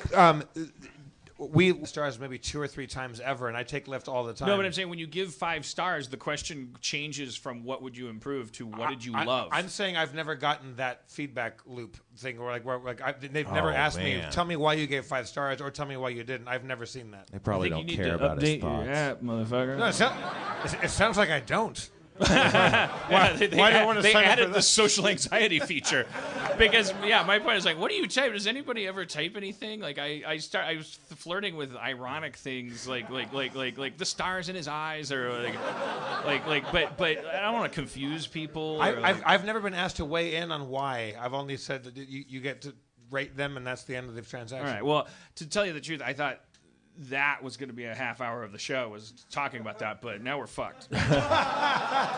It appears that's a dead Is there a end. Thomas C. Howell here? I have your credit card. Thomas C. Howell, the actor. I have a load of credit cards up here that people have dropped. I think he's been killed by Rutger Hauer. Rutger Hauer. God damn it, Harmon. Fucking get your shit together. See, I can never keep track of whether you are with the Apple Watch or against the Apple Watch. Well, I'm trying it again tonight. It's because I have had it. so few notes. I thought, well, I'll just put them on my watch instead. I'm like, will you fucking God damn it. You wear your Apple Watch like Rip Taylor decides to wear his toupee. Sometimes yes, sometimes no. It's like a hat you decide to wear sometimes. Talk to each other. What? Woo! I can't. 3PO. Where could he be? Where could he be? So that brings us to Technology Corner. You have the theme? Technology Corner. Yow.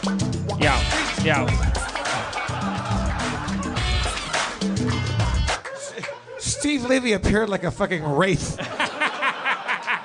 That scared the absolute shit out of me. What do you want with Steve Levy? You say it in the mic. I can't say it in the mic. You can't say it in the mic? Say it in the mic. Rob Schrab is here. Oh, shit.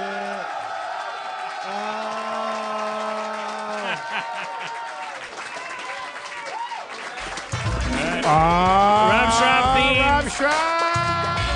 Yeah. Oh. Rob Schrab. Rob Schrab. Rob Schrab.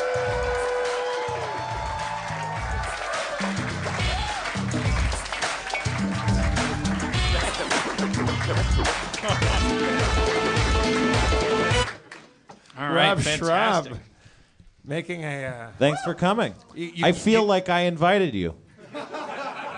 Did you? You guys were really because you did do that, didn't you? I feel like it, yeah. Oh no, okay. You feel like what? I invited you here.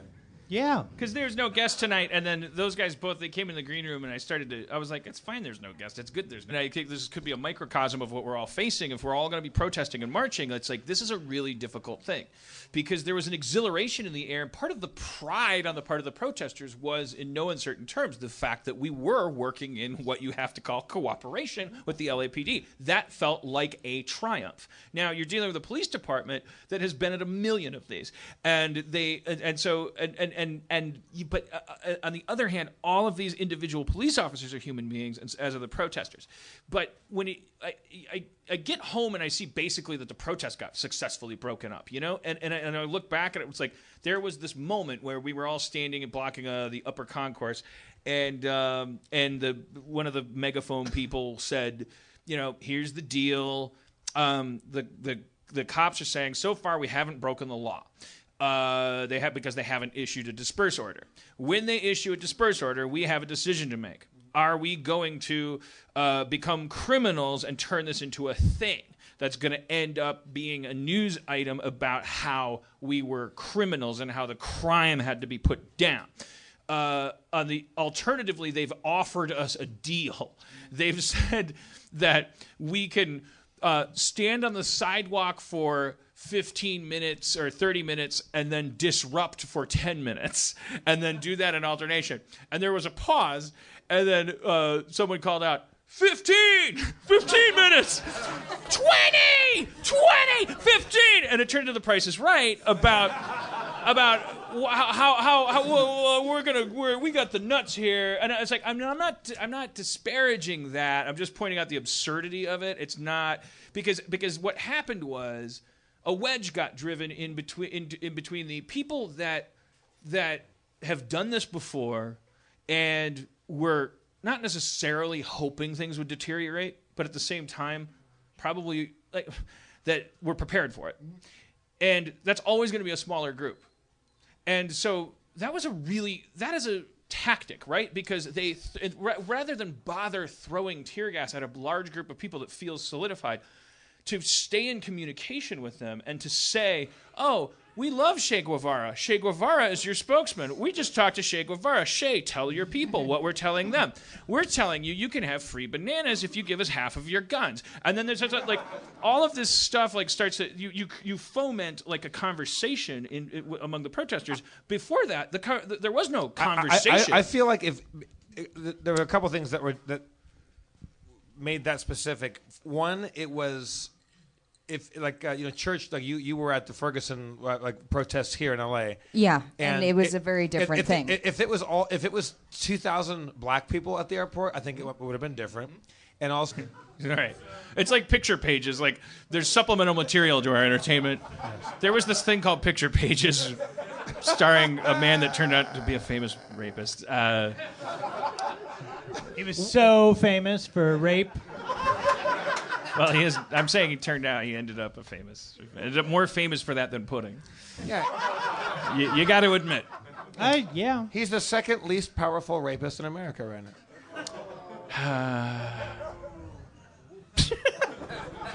Who's the least powerful rapist in America? No, second most, I meant. Oh, okay.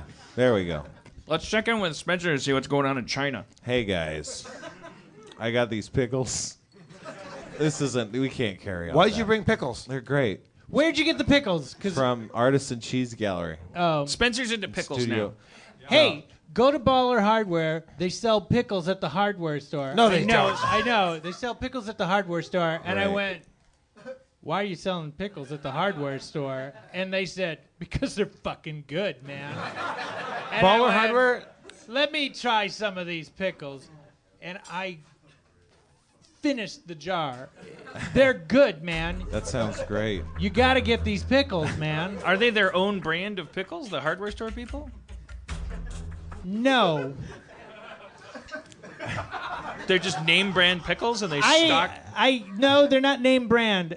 I guess they're made in Silver Lake by a friend of the guy who owns the hardware store. Oh, that's awesome. So I can go get some keys made, buy some light bulbs. Get some pickles. Get some pickles. Get some pickles. This sounds like one-stop shopping. And leave.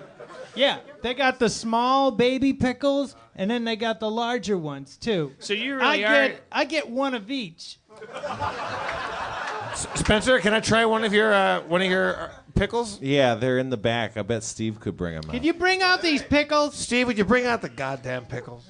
You really are getting into home improvement, which is funny because when I got fired from Community, Thanks, I kind of Steve. I started hanging shelves and shit. It was like some weird impulse. And you are we allowed to talk about the fact that? Well, it's all over the place if I know what you're talking about. Your relationship with Lego has reached a conclusion, and Yes. now you're putting up shelves. That's what I did after Yes, Community. I had a lot of errands that I've been putting off, and I had to leave Lego to put up some shelves.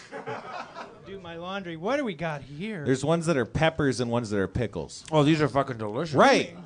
They're so good. Did you just eat a pepper or a pickle? I think that was a pickle one he grabbed. Give me some of them. It's a pickle. It's like almost like a bread and butter pickle. It's the only thing that's a Hand sweet me pickle some of that them I'll pickles. enjoy. I mean, I would put that on a sandwich, or I just eat them. Oh. Right, you just eat them straight. They're Eat 'em great. out of the fucking I want jar. to eat some of these pickles. All right. Is there anyone in the audience? They're spicy too. Yeah, they're spicy too. I want to eat. Know when they're in your ear, and I was like, I'm out. Nope. When you put them in, they go funk. They make that that activation sound of like a Bluetooth device. yeah, they go I don't like funk. that. I'm like, why do you know you're in my ear? What are you measuring? Light? Wax? Spider eggs? Yeah, I was like, why don't they go whoom when you put them in your pocket? Like why? Maybe they do. We can't hear them. And they're just listening to your balls the whole day long. They listen? I thought they're supposed to put sound in your balls. That's what they want you to think with the whole time. Well, I don't know. Jury's out on them. I think They got kinda little cool. cups. Can you talk into them?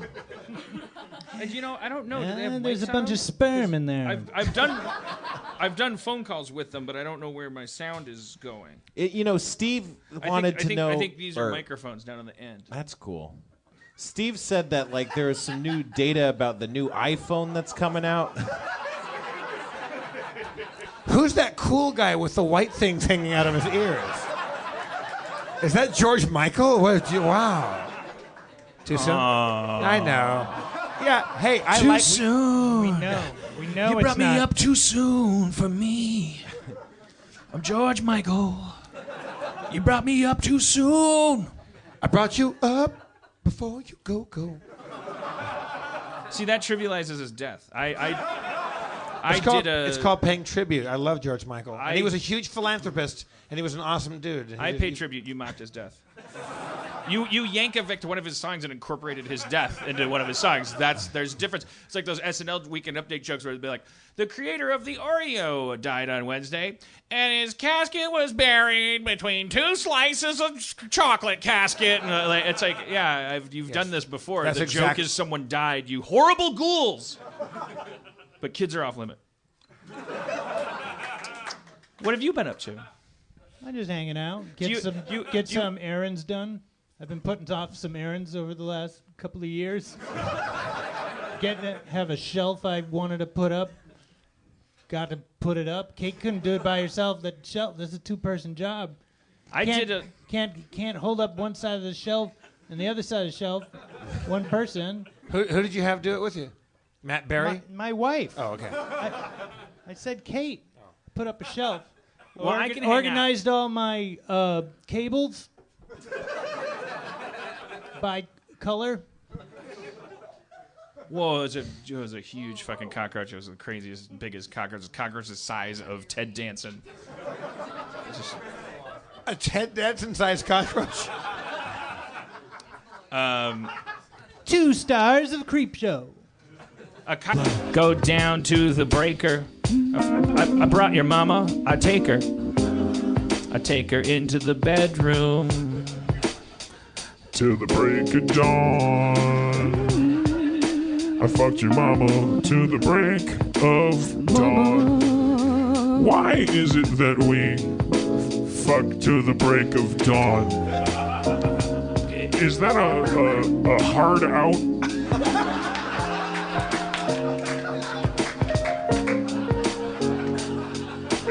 Or is it more, are we saying like, well, I'm gonna fuck you for a long time? But the more you think about it, you start to think like, wait, are we vampires? Does your dick stop working as the sun breaks the horizon? Oh, baby, sorry, thank you for letting me fuck you. Dawn has broken. If you don't mind, I'm just gonna force myself to fucking come and my therapist is asking me to question whether neurologically I'm actually jerking off to the break of dawn at this point. I'm not even sure if I'm attracted to women. I'm becoming more of a strange dawn fetishist. I'm gonna lay your body down like a clown. My name is MC America. Don't be hysterical about what's going on. Just got some Nazis on the front lawn. Grab your Glock, 1719. Protect your block, know what I mean? Protect your housekeepers, protect your Jewish friends, your Mexican friends. Protect them. The means don't justify the ends. Build a crawl space if you have the time. We may be coming up on Anne Frank times. Bomb shelter. Not sure if you groaned the protection of innocent people, or just, I guess you're conditioned. You hear certain words and you react. And that's fine, but it's also why a fascist got elected. You are to blame. There's blood on your hands no matter what lever you pull.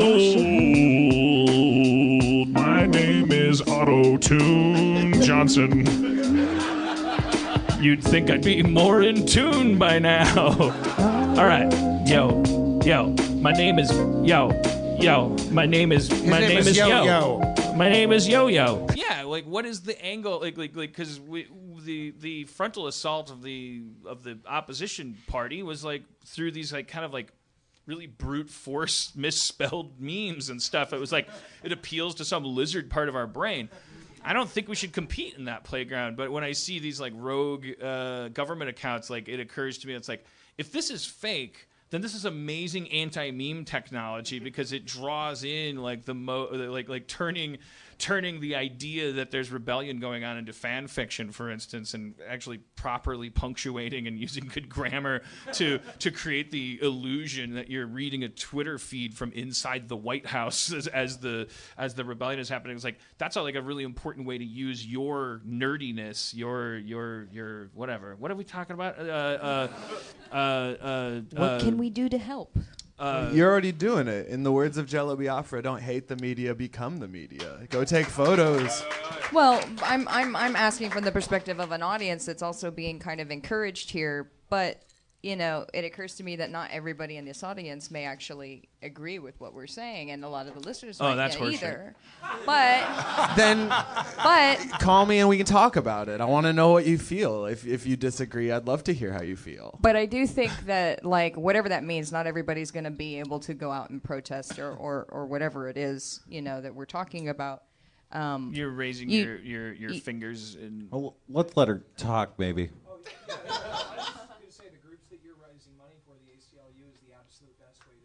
Mm-hmm. They're fighting right now legally to shut this down immediately, and if you don't have the ability to go outside, you have the ability to get to support certain to support in things like the ACLU. For everybody's birthday or upcoming, like if you're gonna buy, like I said, like on Twitter, like Valentine's Day or anybody's upcoming birthday, instead of getting them some meaningless like little trinket or whatever like that, just donate any small amount of money to ACLU, because especially your redneck families. I think they average like on a regular year like $3 and $4 million in donations a year. It's over $20 million I think right now. Like since like 2 weeks ago, like since he took office. So also start giving money to more other organizations. Exactly, because ACLU is good for a minute. Yeah, it's like no shots. Sierra you guys doing Club. your matching, that's good. But like also there's like you can't just give to one. There's a I bunch. might have choked back. We kind of like got in on it, and then we're like, they just reported that they have $200 billion. But I think the ACLU can use every penny. Absolutely. That's not to say we shouldn't be giving them money. But donate like time. If you don't have money, donate time, and if you don't have time or money, donate your voice to stuff like that. If you're a foodie and a chef and you're barely political, you might just be like, I feel bad for hungry people that are protesting at these places. Kellyanne Conway walks into a chamber. Yeah, that's how all good jokes start. And there's a vortex in it. And a door to the south.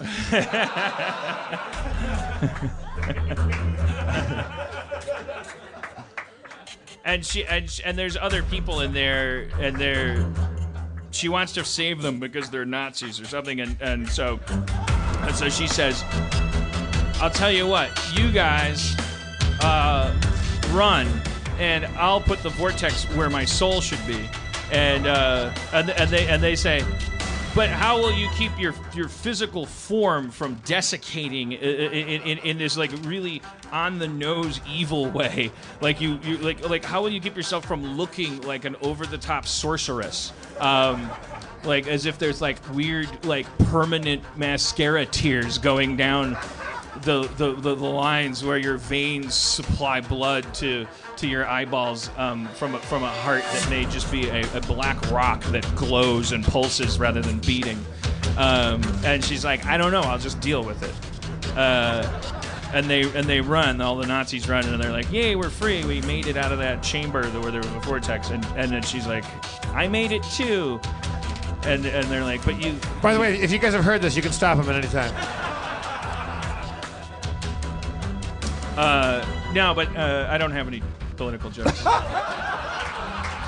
I didn't mean to stop you. It's really hard not to make fun of Kellyanne Conway's appearance because but it's like one of those. Weird... She looks like the lead singer of Hanoi Rocks. It's a catch-22 because you're like, you know what? Part of this is you want to be woke, you want to be on the right team. It's like we want to live in a. Right. It's like you're using tools that the enemy uses. President just go like, oh, she's an ugly woman. Like, well, that's not really the point. It's just more like she looks evil. Yeah.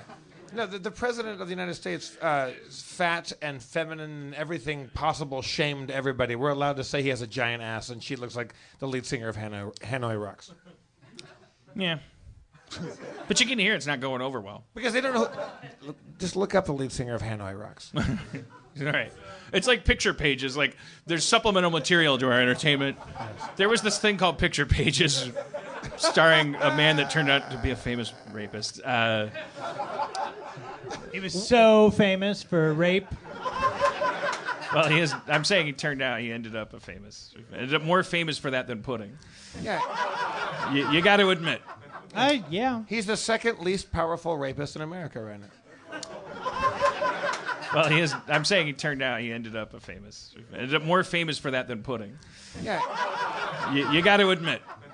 Yeah. He's the second least powerful rapist in America right now.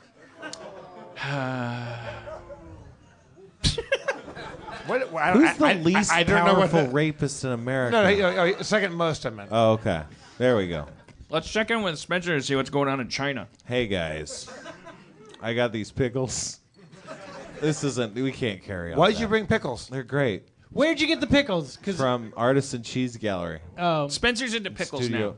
Hey, go to Baller Hardware. They sell pickles at the hardware store. No, they don't. I know. They sell pickles at the hardware store. And I Right. went, why are you selling pickles at the hardware store? And they said, because they're fucking good, man. And Baller Hardware? Let me try some of these pickles. And I finished the jar. They're good, man. That sounds great. You got to get these pickles, man. Are they their own brand of pickles, the hardware store people? No. They're just name brand pickles and they stock.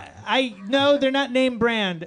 I guess they're made in Silver Lake by a friend of the guy who owns the hardware store. Oh, that's awesome. So I can go get some keys made, buy some light bulbs. Get some pickles. Get some pickles. Get some pickles. This sounds like one-stop shopping. And leave.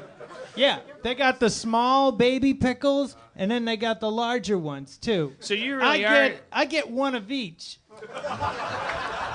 Spencer, can I try one of your pickles? Yeah, they're in the back. I bet Steve could bring them out. Can you bring out these pickles? Steve, would you bring out the goddamn pickles?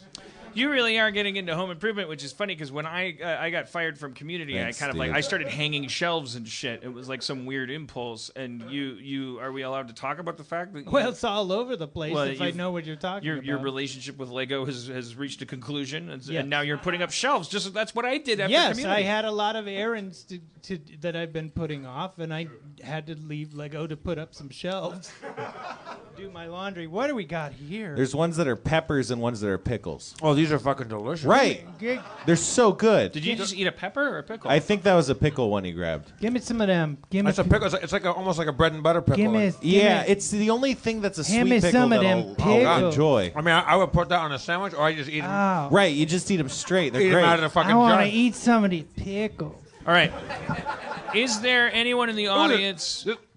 They're spicy too. Yeah, they're spicy I too. want to eat some pickles. Get a pickle. People pay I'm $10 gonna for this show. Oh my god. Paid $10. Waited in line. But right now, if you are a new subscriber to the live stream, your subscription fee goes to the ACL.